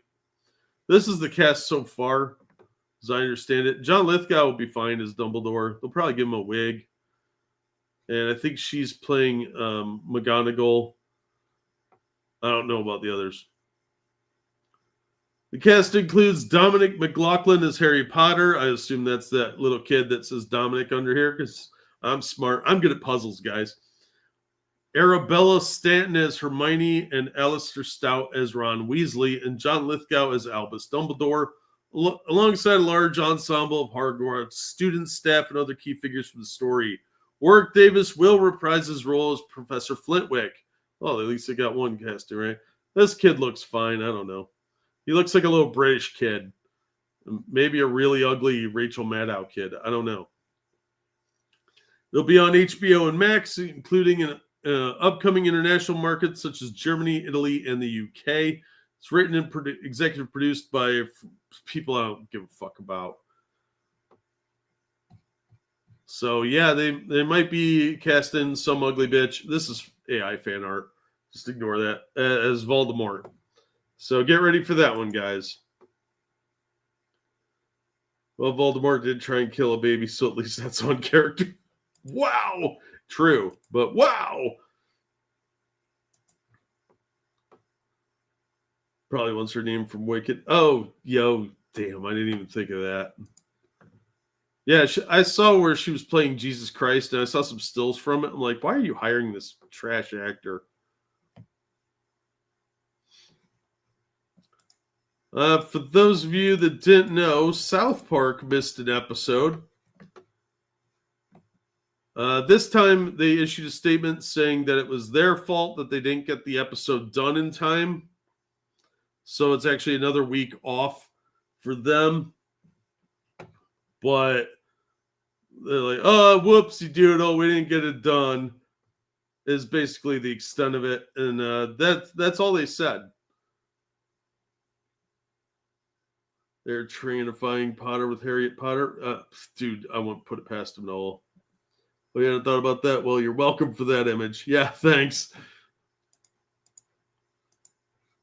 Yeah, so I don't think this has anything to do with the Kirk assassination. I think they just probably slow rolled it and they're a little gun shy, so they were probably tweaking the episode to try and tone it down a little. And they ended up being late with the episode, or they were on suspension for another week. But you just don't know anymore. In good news, Jessica Chastain's shitty Apple TV drama, The Savant, is postponed following the Kirk assassination. Variety is reporting on this. They postponed the release of The Savant, an upcoming thriller series starring Jessica Chastain as an investigator. This 40-year-old woman is hip with the kids, yo, working to prevent domestic extremism. After careful consideration, we made the decision to postpone The Savant, reads a statement from Apple. We appreciate your understanding and look forward to releasing the series at a future date. I have a feeling that if this ever comes out, we're going to find out that the bad guy is some kind of pastiche for Charlie Kirk. And they oh, maybe this isn't a good idea. The official logline for the series says it follows an undercover investigator known as the Savant as she infiltrates online hate groups in an effort to stop domestic extremists before they act. In it, Chastain plays Jody Goodwin, a military veteran who works at the Anti-Hate Alliance. Wonder what side of the fence that one's on. There, she secretly visits 4chan-like message boards and tries to draw out possible terrorists. You mean entrapment? Oh. Early in the series, while posing as a white nationalist, she stumbles upon the planning of a large-scale domestic attack and attempts to infiltrate the group and thwart it. And it turns out to all be FBI agents because most of these groups are left-leaning. The Savant is based on a 2019 Cosmopolitan story by Andrea Stanley titled, Is It Possible to Stop a Mass Shooting Before It Happens? I don't know. I'm not involved in left-wing groups on Mastodon or Blue Sky. The article discusses the work of an investigator who indeed is known in real life as the Savant or simply as K, whose job it is to stop potential mass murders from carrying out their plots, and whose focus had been pulled toward the alt-right. Yeah, because there have been 5 different attacks in the past 2 weeks, possibly 6, that were all left-leaning, provably. Tell me again how the alt-right has this massive influence. A bunch of lazy fucking 4chaners. No offense to 4chan, but most of the alt-right guys are not going to get up and do this. It's not necessarily because they're lazy. It's just, mass murder takes a lot of work. A younger, more misogynistic version of the white supremacist movement that's converting a new generation on message boards and social media. Bullshit. So, yeah, they pulled it because they were probably trying to use somebody who was suspiciously like Kirk as their main bad guy. So, yeah, this stupid fucking series got delayed, probably fully shelved. She's going to get herself killed, right? Exactly, Eagle. And how's it going, man? In real life, 4chan would realize she's a Fed and just fuck with her? Absolutely. Because 4chan is good at a couple of things, and messing with dumbass frauds is one of their favorites. But don't fuck with the weaponized autism of 4chan. What are you, retarded? God, those people can smell a Fed a mile away. Now, in one project that I hope they don't fuck up, they are doing, and get this, buckle in, 80s kids, a Knight Rider movie. And I am all on board. I fucking love Knight Rider. But a rumor has surfaced, and get this, there may be an appearance in the movie by Airwolf. I mean, come on. That's fucking awesome. If I could get the rights to Airwolf and Knight Rider, I would write an awesome comic book about it. So the Knight Rider movie in development from the creators of Cobra Kai could include a surprise appearance by Airwolf. Cue the epic theme song. Knight Rider had the best theme song of the 80s. There are some close seconds, don't get me wrong, but that Knight Rider theme is so fucking memorable. Don't hassle the Hoff. Exactly retro. According to the Tachyon Pulse podcast on YouTube, Universal is interested in having Airwolf featured in the upcoming Knight Rider film. The helicopter may not have a large role, but could appear as a cameo or even referenced briefly within the story. If they're smart, they'll do that. Look, the guys that created a lot of the shows in the 80s, people like Glenn Larson, they created a ton of stuff. There is a lot of unused IPs out there that could make for some really good reboots. But back then, they actually had to try a little harder to entertain people. Like Greatest American Hero, Knight Rider, Airwolf, Automan, Super Force. All those are just kind of sitting there. They had great concepts. Budgets weren't always great. And they were trying to do quite a bit with a very restricted budget. But they had a lot of potential. Even the Buck Rogers show with Gil Gerard, if you cut out the goofy shit, the overly silly parts, that was actually a pretty well-written show. I'm hearing that they will have Airwolf in this film, says the YouTuber. Now, it may not be a big part in it. It will basically be a cameo or even something that is just sort of talked about and seen for a moment within the movie, but I'm being told it's something they really do want to bring into it. As long as they don't treat this like a joke, this movie could be awesome. Well, nothing is final. The mention of Airwolf adds weight to earlier rumors that Universal is exploring a shared universe built around the classic 80s action properties. Yeah, $6 Million Man, Knight Rider, and Airwolf, Automan, Super Force. There were so many potentials out there. Like Automan suffered from the goofy humor thing too, but the concept was really good. It was way ahead of its time with like hacking into computers and having like a computer character that looked a little too much like Tron. The podcast notes that Universal's been considering a lineup that includes Knight Rider, Airwolf, the $6 Billion Man, and maybe even Street Hawk. Oh, man, they get Street Hawk or Viper? The plan would be to start with the Knight Rider movie and expand outward to other projects, eventually tying them into a crossover. That could be cool. There's also speculation about how the new Knight Rider will be framed, options including a fully modern retelling with futuristic technology, a continuation that reintroduces Kit in today's world, or even a faithful remake of the 82 original with a Pontiac Firebird. That'd be awesome. The studio's direction appears to lean toward a retelling of the original concept. The YouTuber previously said that Elon Musk's Tesla could be the new Kit or some sort of concept car, including an EV Dodge Charger. They should probably stick with a Firebird and just get an updated one. But this car does look kind of cool. I mean, a lot of the stuff that was in Kit is in cars now. Cameras, self-driving. I mean, we don't have turbo boost yet, but you know, there's a lot going on in this car that is available now. Knight Rider movie has no release date as of yet, although the Masters of the Universe movie is set for next year.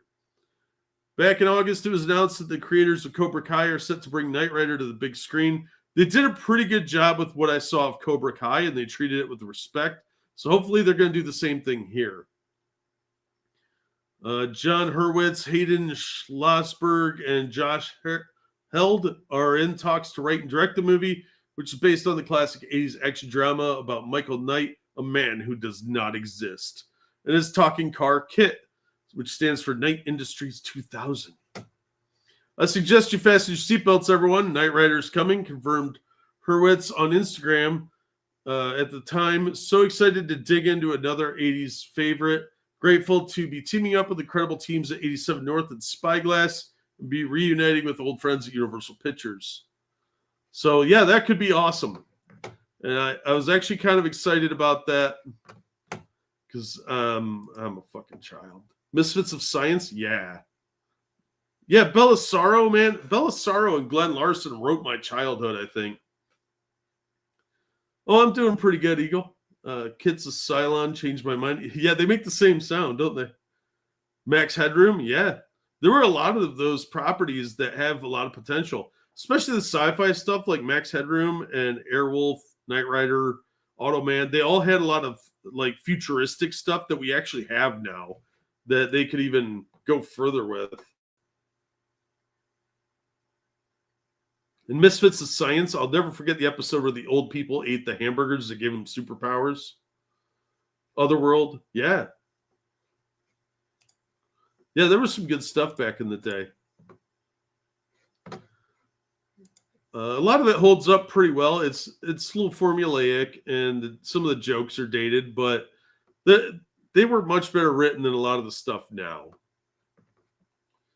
So if you follow me, my Roll for Sandy channel, you know I opened up the Blade Runner RPG. There's a new expansion box coming out for it. This one's kind of out of order, I think. No, maybe not. So this is for the Replicant Rebellion. This is from Dicebreaker. This is not your traditional RPG. This is more like Sherlock Holmes Consulting Detective or Cthulhu Mythos. If you ever played Mythos, basically, you have a time frame to go around and investigate certain things and collect information. It's not a traditional RPG where you sit at a table and have a lot more like junior theater. But there is I mean, the game looked fine. I like Mythos quite a bit, and Consulting Detective's pretty good. 221B Baker Street is like the kids' version of it, so it's not real fun for adults. But this book or this game looked fine. I just don't think it's an actual role-playing game. So there is a new expansion box coming out for it, and this is some art from the new book. It's sort of this weird hybrid where they have a lot of the RPG elements, but it's not. It's more of a board game. So it's sort of a cross between the two. If you're going to do something like that, it's really not going to be for everyone. So getting people to play is going to be a little difficult because it involves a lot of time and it is a little more challenging and it's a little bit abstract for board game players that aren't RPG players too. And RPG players are going to be like, this has got too many board game elements. It's not very free form. So you can't really like say, all right, I want to ask them these questions. There really isn't that kind of element. So this Replicant Underground, I'll probably pick it up and unbox it because, like I said, I like Mythos. I like Consulting Detective. So this does seem like something that would interest me. And they're doing this on Kickstarter, but I'm not backing it on Kickstarter. So they are coming out with another expansion for that, which is cool. But again, if you're interested in something like that, I would start with Mythos. That is by far the best one. There's 3 boxes for that, I think, and there's a couple of Consulting Detective boxes that you can pick up. They're a little bit more straightforward in what they are. The Blade Runner one is calling itself an RPG, and that's a little deceptive. So you might, if you're really into RPGs, it's not going to really appeal to your hack and slash sensibilities. It's more of an investigation thing. And it's fine for what it is, but it's deceptive in titling. Ooh, you have Pepsi made with real sugar. I just had a Mexican Coke. I love those things. Which reminds me, I'm going to grab another drink. Give me 1 second here. I have to walk across the room.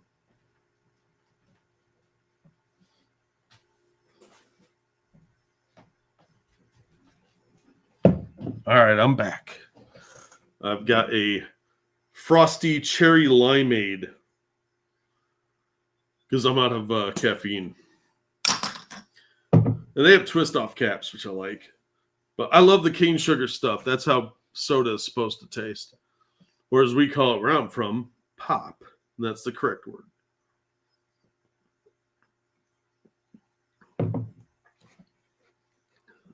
Delicious.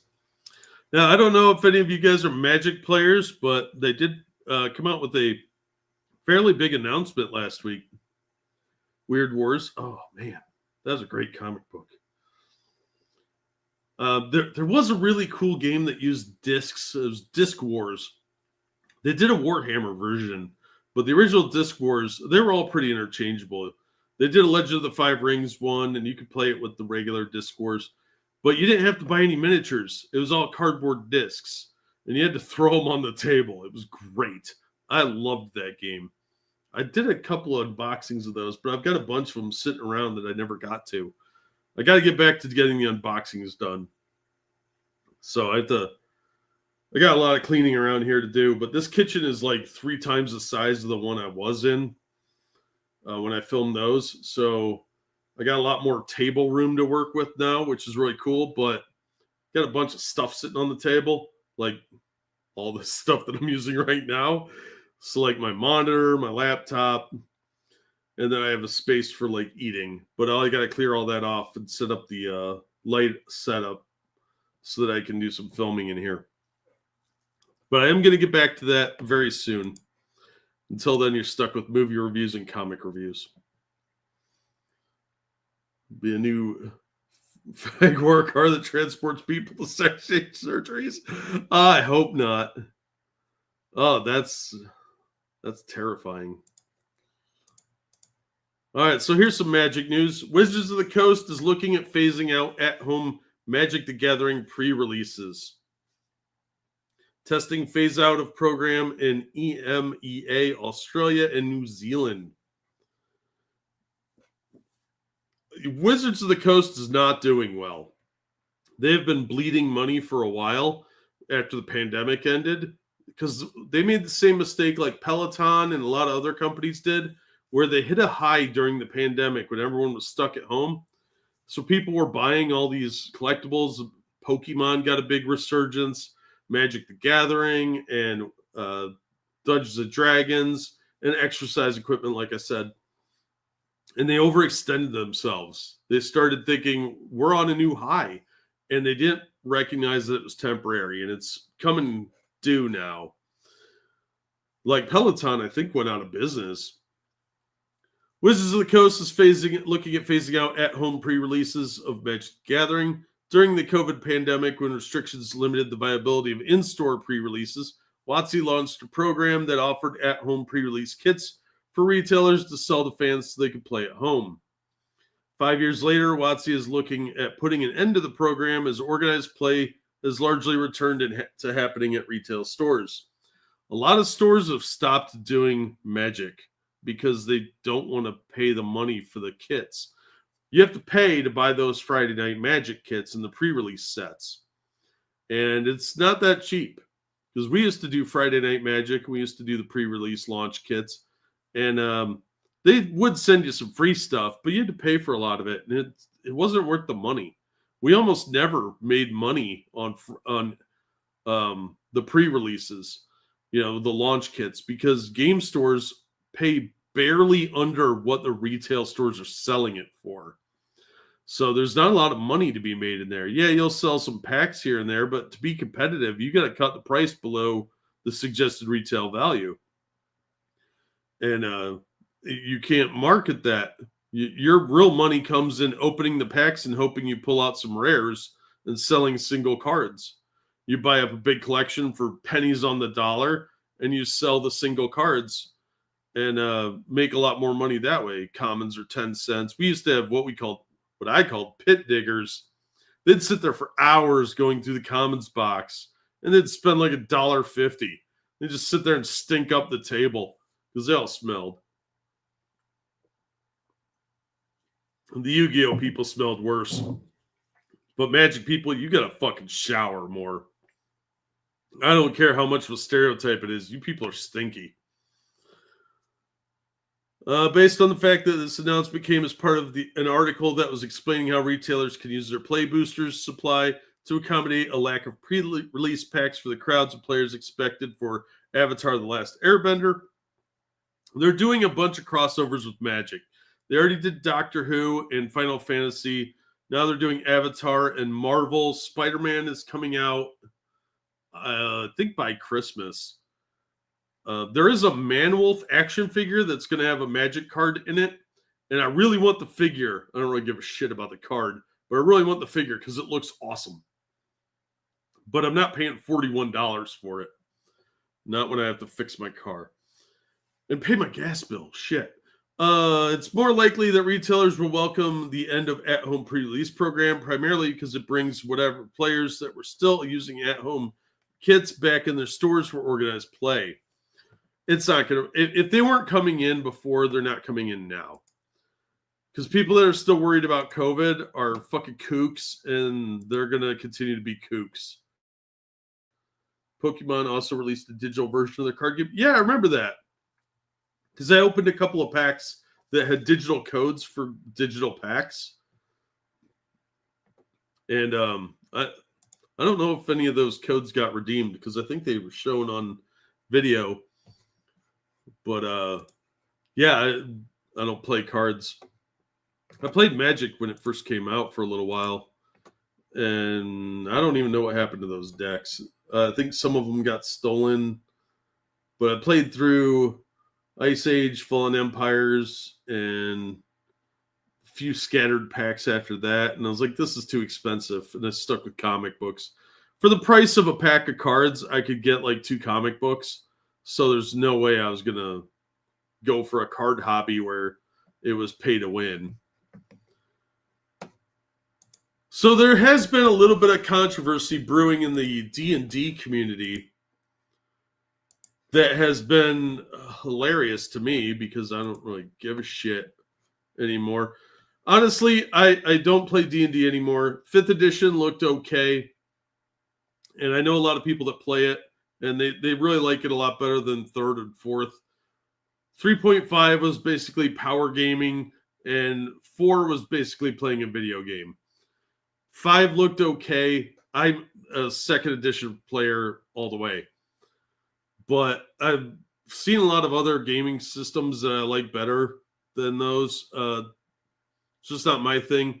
But Critical Role has been very popular with the tourists, and even some of the hardcore D&D players seem to like it. But most of the people I hear talking about it are the junior theater kids that aren't in it for the hobby and the story of it. They're in it for the theatrics, and they seem to really love Critical Role. I tried watching an episode of Critical Role, and I was bored out of my fucking mind. It was almost on the level of watching Hassan do a debate with Destiny as far as things that would annoy me. So when Critical Role started talking about their new campaign, I didn't pay a whole lot of attention, but somebody pointed me to this. And this is interesting, and I'll explain why.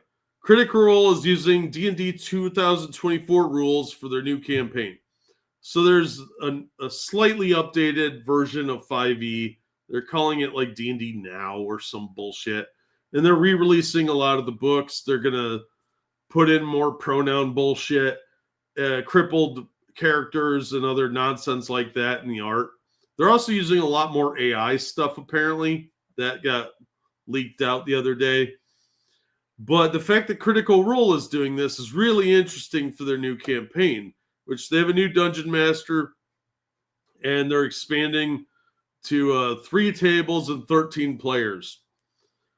If you've ever tried to manage 4 or 5 people at a table, good luck with 13, because that's going to be absolute chaos unless this whole thing is staged or in some way let's say, storylined.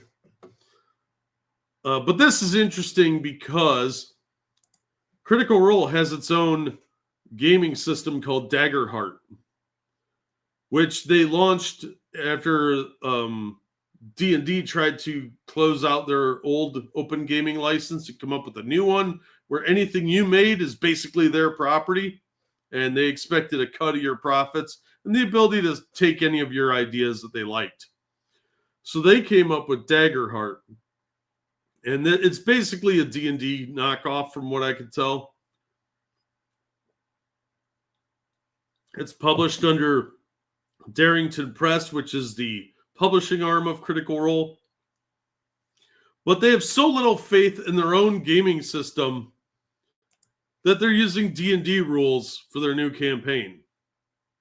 Now, there's probably a couple reasons for that. One, they don't get as many views on their Daggerheart campaign videos. Like, it's a significantly big drop.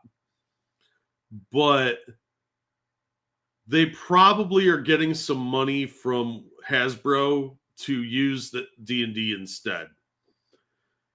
But it's a huge slap in the face to the people that backed your Daggerheart crap, which, by the way, their character sheets, we went over them one time on here, and they have pronouns on the character sheets. So that told me all I needed to know about how little fun this game would be.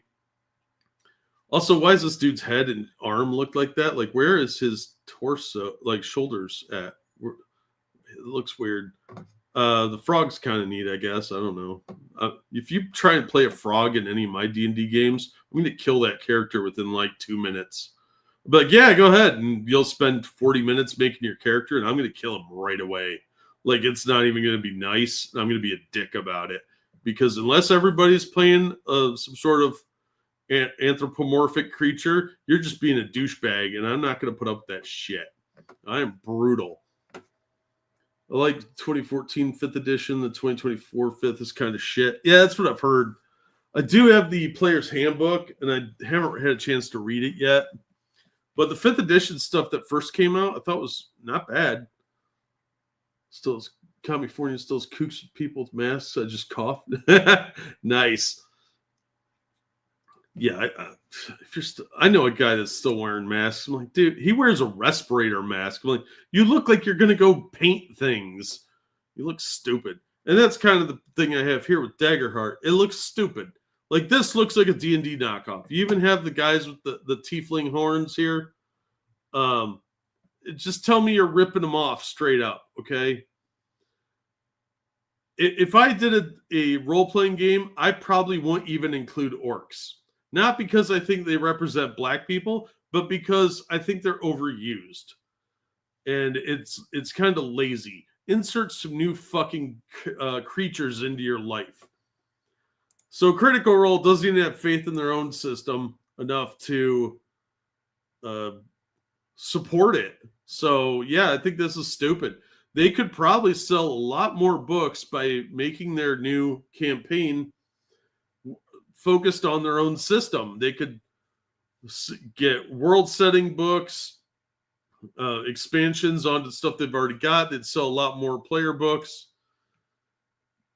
These books are like $60. I mean, they're not cheap. The art's okay. I don't really have a problem with that. Let's look up how much the game is. Make sure I don't accidentally dox myself. I don't fucking have to sell this. Critical Role shop. I'm in the US. Come on. Buttons are being pressed here. Let's do it. $60 for the core book. Now, I'm guessing they're probably getting like large print. So I'm sure they're probably getting about a 50% cut of this. Maybe 35 if they're getting ripped off by their publisher, or there's a lot of extra expense. Like if they had to print them in China and have them shipped over and they're going to have to pay tariffs, which is a dumb move. So $60, you're looking at, they're probably pulling, let's say $30, $25 per book. And you're the biggest RPG group out there. You're professional RPG players. And you're going with D&D to sell D&D books. Why would anyone buy your stupid book then?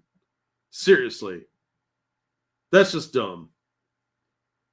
If it's not TSR, is it really D&D? Yeah, that's what I'm saying, Retro. I would say no.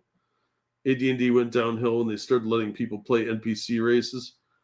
I think it got carried away. Some of those kits were pretty good in the humanoids books, but when you start playing giants and shit, come on, you are so limited. You're not going to go dungeon diving with a fucking giant. That's ridiculous. Like, you want to play a kobold? Cool. All right. That I could work with. But you want to start like if everybody's playing kobolds, that kind of thing can work. But or you got like a kobold and all this other goofy shit. But half orcs would have been drowned in a bucket. Giants are stupid. No, you're not playing a fucking giant. You're not playing a dragonkin. That's stupid. You're not playing any of that shit. You try and pull that shit in you can play an elf or a half elf. Sure, I got no issue with that. I could work with that. But you start playing all these weirdo races. You think the locals at the terrified little town that keeps getting raided is going to be happy to see a fucking dragon walk in their town? No, they're going to freak out and attack you with pitchforks. You're going to be killing townies left and right. Fucking ridiculous. I'm a little bitchy about that sort of thing, though.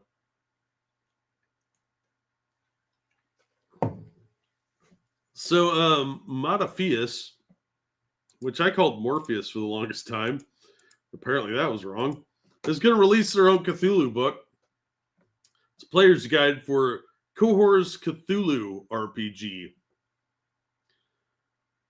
It's due to go in retail October 17th. And explores the eldritch horrors of the hidden wars in ancient Rome. Players can take on the role of Roman legionnaires, schemers from Greece and Britannia, and brave Germanic, Gallic, and Celtic warriors as they fight the evil that lurks in the empire. It's a lot like Dark Ages Cthulhu from Chaosium, but they didn't really support that line. It didn't do really well. It had some great ideas in there.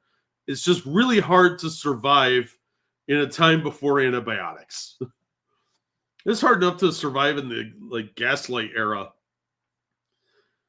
Which I always did. When I'd run Cthulhu, I'd run modern day. I tried running 20s a few times, and people kept trying to use things that didn't exist back then.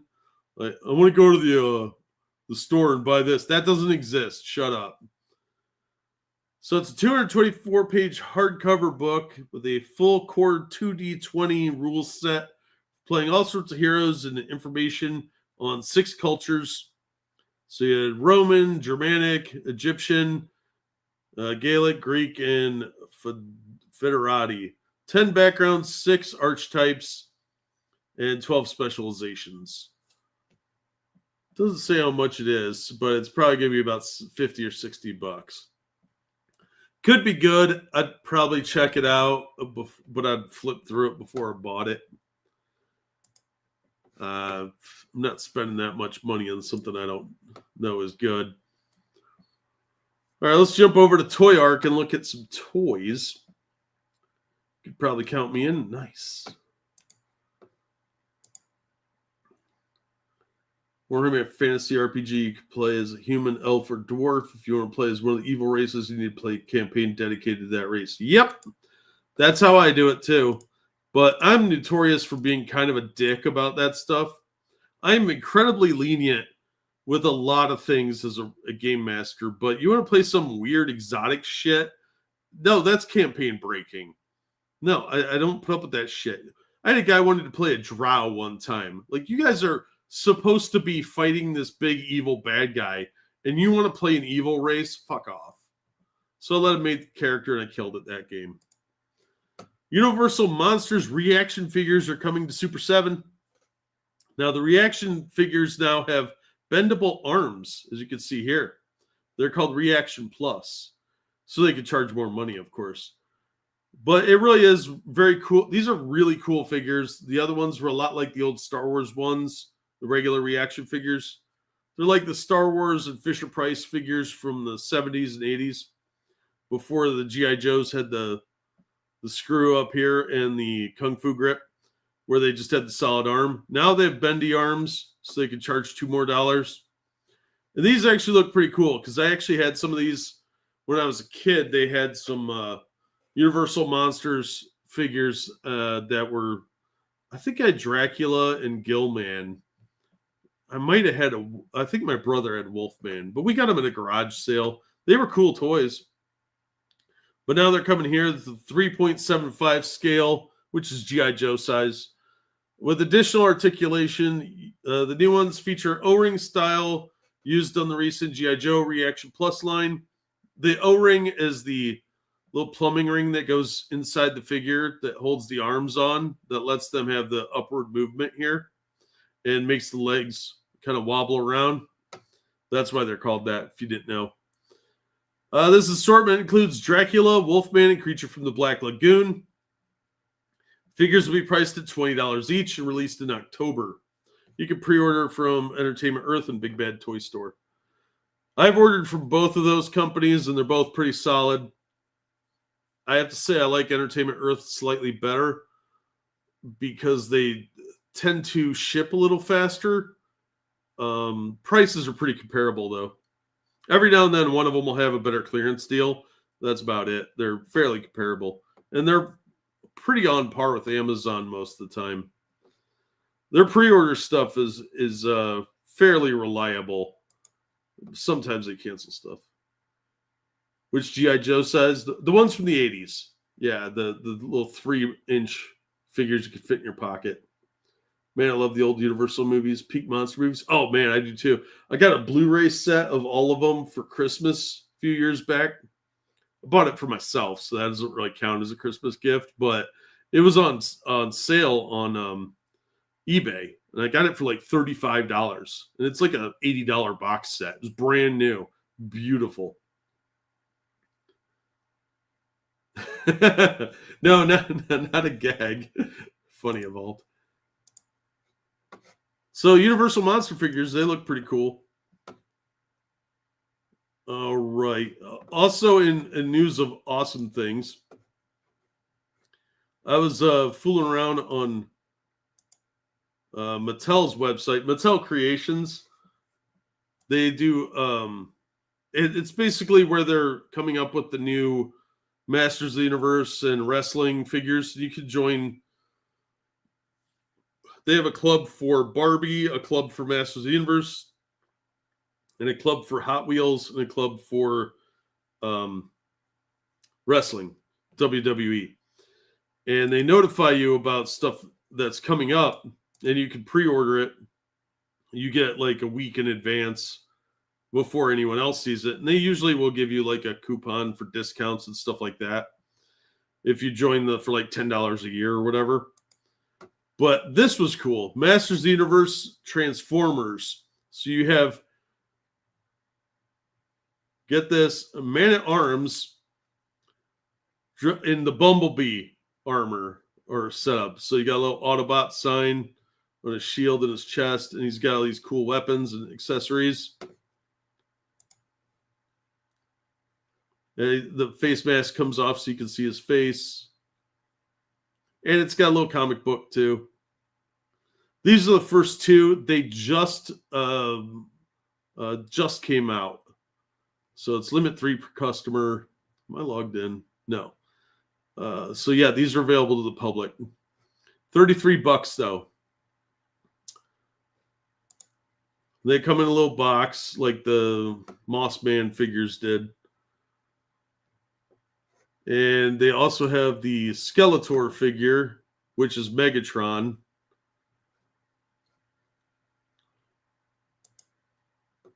So let's see if we can get a better look at this. Come on. Yeah, of course, it's going to be stupid. Yep, that worked. There. No, I don't want to say. I'm already a member. I'm stupid. So it looks pretty cool, actually. And yeah, there's a Havoc staff here and the cannon and whatever the hell this thing is. Looks pretty cool. So if you're interested, let me throw a link into chat in case anybody wants to order these. They ever do Highlander figures? I don't think I've ever seen any. I'm kind of surprised they haven't now that you say that. Yeah, just check eBay, Brand. Every now and then those Blu-rays come up for sale. Somebody gets a bunch of them from like an outlet store or an auction, and they sell them really cheap. Sometimes I wonder about how like they fell off the back of a truck, but you know, is what it is. So yeah, it looks really cool. These figures look really awesome. There's a lot of Masters of the Universe stuff coming up. Sorry, guys. For those of you that did not know, already available, and I ordered these a long time ago, and I got them. I got the first 4 figures. Masters of the Universe also did a crossover. They did one with Teenage Mutant Ninja Turtles like 2 years ago or a year ago. And they did a bunch of figures for that. And I think they're done with that one because now they've released Thundercats. So if you ever wanted your Thundercats characters, which were always a little taller figures, to be Masters of the Universe scale, now's your chance. So here's Lion-O. And these figures are really nice. That they are actually, I think I paid $20 a piece for them. But this one's not mint. Mine are in mint condition. Not that it mattered much, but $18 is about what you'd pay at the store. So you got the Sword of Omens, you got Lion-O wearing more like Masters of the Universe style armor, but also with the traditional outfit underneath. So and you can change his hair, and there's the gauntlet, of course, and the belt. And you can change the legs to the traditional outfit. And of course, it comes with the comic book. But there's also, damn it, Chitara. And she has like Tila looking outfit and a different headdress, which has the Eye of Thundera on it. And of course, you have Skeletor / Mum-Ra. So you can change it from Mum-Ra to Skeletor-Ra or Skell-Ra. And it's actually a pretty cool deluxe figure. So you can basically just pop the head off and flop the other one on. And it's got a double-bladed thing there. It's pretty cool. And most importantly is Battle Cat Man. Because why not? So I'm not sure how this is going to feature in the storyline. But they will likely do a mini-series through Dark Horse like they did with the Turtles. And I'll probably check that out. A lot of the comic book stuff has been pretty good with Masters of the Universe. As long as it doesn't tie into that shitty TV show they did on Netflix. But Wave 2 of those is coming out. And you've got He-Man, Tigra, and Panthro. I don't think there's any. Oh, there's some other pictures. So this armor looks pretty cool. But you've got the traditional outfits too, so they are paying homage to the originals and giving it a Masters of the Universe twist as well. So these are out now. They just came out. I don't have these yet because I didn't have the money to pre-order them. But the He-Man one seems to be the hardest to find probably because of the power sword with the Eye of Thundera in it. His sweet Billy Ray Cyrus hair. But they're really nice figures. So if you were a big fan of these franchises as a kid, they got the whole case here in stock at Entertainment Earth. And I wish they were giving me free shit for advertising. But it's free shipping because it's over $79. So I'll drop the link if anybody wants it. The only one that's sold out, as far as I know, is Chitara. Neat. Not that I'd ever buy them, right?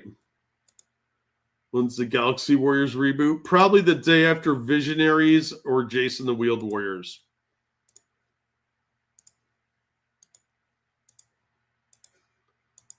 So I thought that was cool that those are coming out. There is a new 1/12 scale 2000 figures. For those of you that might remember the 2000s reboot, they call it 2000X. They're doing big figures of He-Man and Clawful. and they're going to be very expensive. $95 each. Supposedly Clawful's going to be about 125.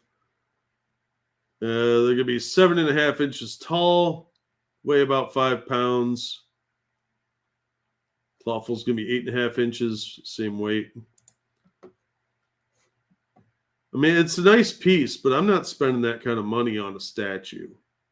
So that's effectively what this is. This is just a statue.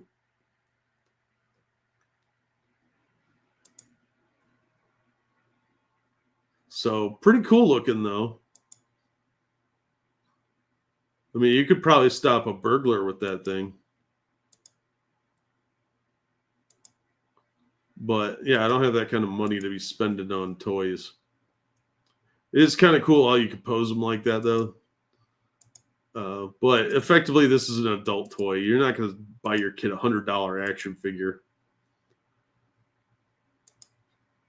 And I'd prefer it was the original He-Man and not the 2000s one, because I never liked the way the sword looked.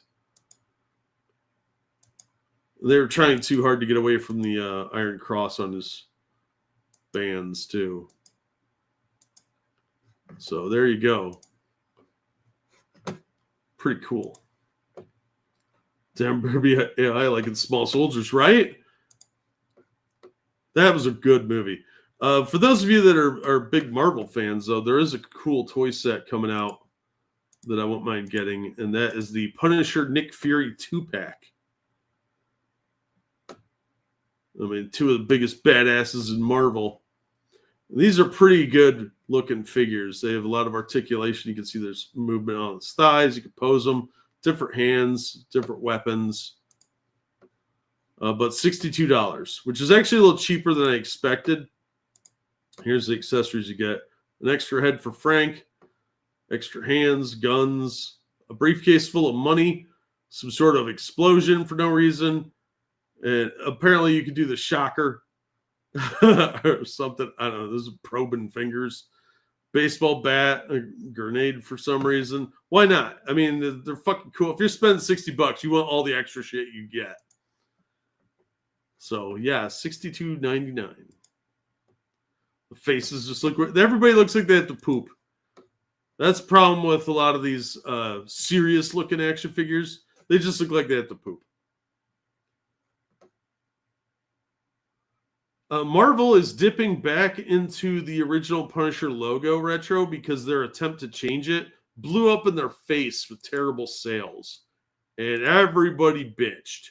And they like money. I think they're actually in the same boat DC's in, where they have to sell stuff if they don't want to get shut down. Back on Masters of the Universe for a minute. She-Ra and Swiftwind are coming out in a 2-pack. That is so gay looking. I don't mean to be derogatory about that, but that is very pink. The She-Ra figures on the Origin line have been really nice quality, so can't complain about that. So if you're a diehard completionist, you're probably going to want to get this, because the She-Ra figures have been pretty nice, pretty good quality. Mattel has done a real good job with the figures overall. They're a little difficult to pose sometimes, but because the joints get a little stiff. But I've seen a lot worse for sure. Is there a price on here? It doesn't say how much it is, but it's probably going to be expensive. From what I've seen, it's probably going to be about $50 to $100, somewhere in that range, probably closer to $70. If you want Night Strider, which is the opposite of, or what was his name? Nightmare, which is the opposite of Strider, the horse, you have to get it from Mattel Creations, and it's $33. They had them on sale for a while for like $25, and I bought one then, and I got a discount for my Grayskull membership of like 10% or whatever. But a lot of the exclusives, the secondary market is ridiculous for them. So if you see one of these, at what looks like a fairly high price. Look up how much it originally cost and then see if it's worth it. Because like the Too Bad set was $50 when it came out, and it's going for $130 now. They are re-releasing Castle Grayskull, by the way, with a new paint scheme. It looks more gray than green. Let me take this off the screen. I'll see if I can find it real quick. And it's coming with the Spaceman armor this time.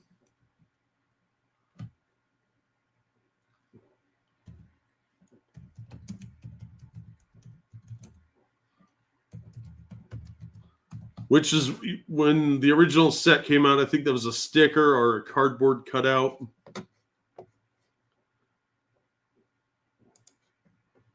And now it's going to be a actual action figure. And the first release of Castle Grayskull had the Sorceress. Oh, shit. I'm logged in there. Good thing I have this on screen. It's got my address on there. Hang on. See if I can open it in another browser without doxing myself. Smart like that. That's one thing I hate about Amazon.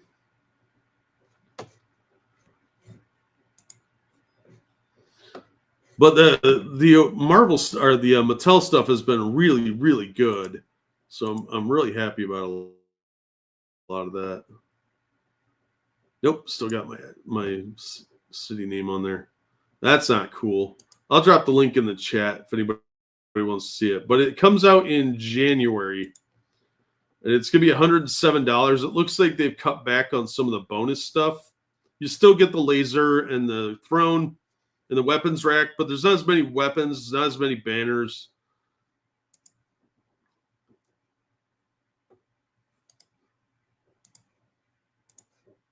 But it does look pretty cool. How sad is it that I used to wonder about the trans flag colors of the horse? yeah, that's a good point. Well, that's about all I had. Toy collectors are strange. How's a toy you never play with and can never play with because of money gone better? I don't know, because basically when I buy a lot of toys for the channel, because I've been planning on doing those as Patreon exclusives and channel memberships. But I bought a bunch of the He-Man stuff because I have a huge nostalgia for it, and I always liked the He-Man figures. They were some of my favorites. And I had a really depressing childhood, so it kind of meant something to me. And I bought a bunch of those because I thought they looked cool. And let's face it, I totally played with some of them for a while because I'm a giant child. But if a kid came over and was like, "Can I play with that?" I'd be like, "Yeah, I don't care. Just don't break it." That's what toys are meant to be, is played with. I don't give a shit. You're supposed to have fun with them, but there's a lot of people that just put them on display and forget about them. Like, what are you doing, man? And a lot of the stuff I've opened for like toys and stuff, I gave away because I don't have any kids, but I know a lot of people with kids. I know people with grandkids now. So I just boxed them up and gave them to them, and they're like, "Here's some toys to play with." And kids like that. They like free stuff. They're a bunch of little socialists. But yeah, the toy collector community, they are weird. I thought the comic book people were weird, and then I met toy collectors, and then I met slot car people are probably the weirdest I've ever met. Although the trading card community is very, very close. And Funko people are just annoying. Sorry, Funko people. If I buy a toy for myself, I'm playing with it. Absolutely. I sit around and pose the figures occasionally and make them sword fight or something. I'm a fucking child, man. But at least I'm a responsible adult most of the time. Okay, some of the time. It's like carried away. But I don't understand people that buy like the Funko Pops and never open them. Like, they're not going to be worth anything. They're the Beanie Babies of the modern era. Same with like Labubu. Those things aren't going to be worth anything in 20 years. There'll be a couple of them that are super rare that still have some value, but shit, I found a whole box of Beanie Babies that my mom had, and we sold them for 75 cents a piece because at $1, people weren't buying them. And I think there were 3 or 4 of them that I actually got anything higher than that out of. We had a Princess Di one that went for some money. And I think that one was like $5 that we got out of it. That was it. That's all you could sell it for. It wasn't going for anything higher. Japanese Spider-Man reboot. That would be cool. I want a big Spider-Man mech. I'm going to rewatch Johnny Sacco and his Flying Robot probably next week. I got to finish the Halloween movie reviews, which I have 7 left to record, I think. Plays important to stay young at heart, Jack. Don't apologize. Put yourself down about it. Yeah, I mean, I don't really feel bad about it. It's just kind of people give me shit about it all the time. Like, you're a child. I'm like, yeah, so I don't give a shit. I'm a grown-up. I can do whatever I want.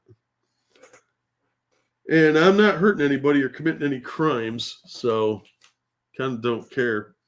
Although running around with like the Star Trek phaser going pew pew at people does make them a little weirded out, especially at 2 a.m. in your yard in your underwear.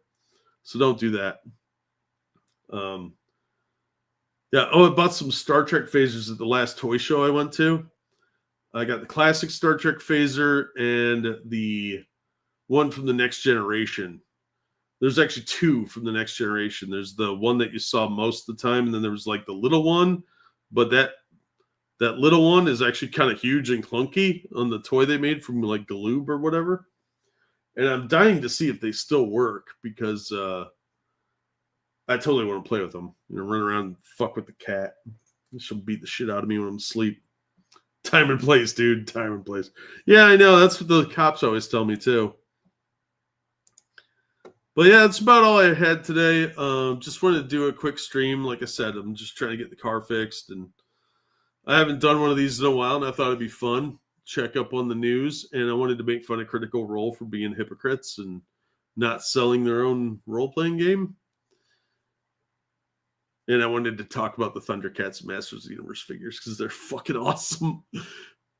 What's just funny, because Super 7 just did a Ultimates line of Thundercats, which are really nice figures. I don't have any of them, but I've seen them, and they're really nice.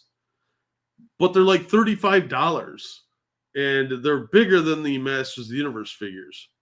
And one thing I never understood is if there's a popular toy line, why are you trying to avoid being associated with them? Like when Masters of the Universe first came out, there was another company, I think it was Remco, that got the license for Warlord, the comic book, which is an awesome comic. And they had 5 or 6 figures for that. And they were basically clones of the Masters of the Universe. They were the same style, same general design, but they were slightly cheaper, like somewhat more of a knockoff.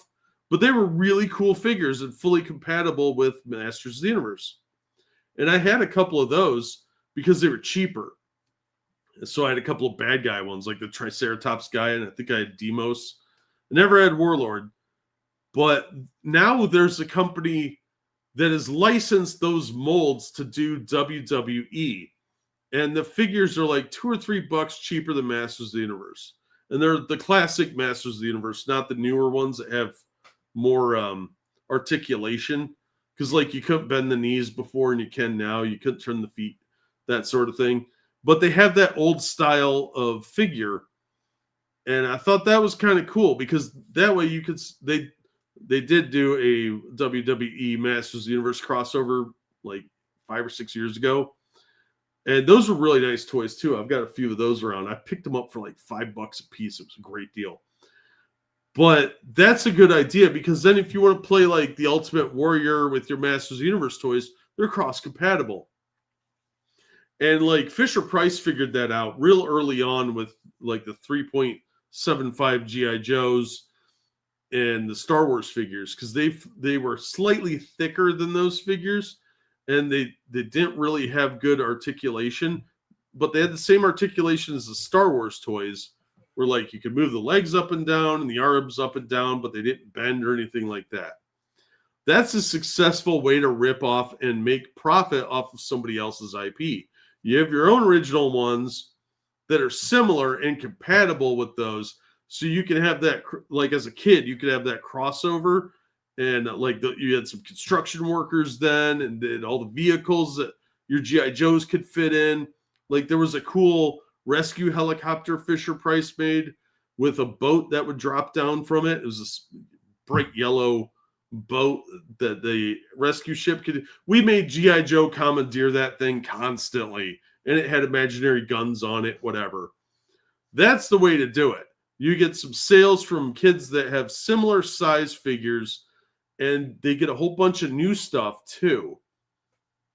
And then it works the other way too. People that are playing with like the Fisher-Price figures can move up to the GI Joes. So it works well for everybody. And the reaction figures kind of do that, but they don't have any vehicles or play sets for them, which is really stupid, because that's where the real fun is in all the vehicles. Suppose I should go and take my after work shower. Oh, don't worry, Zeretro. Don't worry about it. But yeah, we're going to wrap up there. You guys have a lovely evening. Thanks for coming out and watching the show. I know I don't stream very often. I really want to. I just haven't had the chance. I've been trying to get a lot of projects done. I want to get this book revised, and I got a lot of videos to get done, and I got a ton of work to do around the house. And with everything going on, I'm just not that super motivated, and it's kind of hard to take the extra time. But hopefully Monkey will be doing a stream soon, and we'll be over there. But in the meantime, thanks for coming out. And as always, hope to see you guys on the next one. If we don't see you later, have a good night, everybody.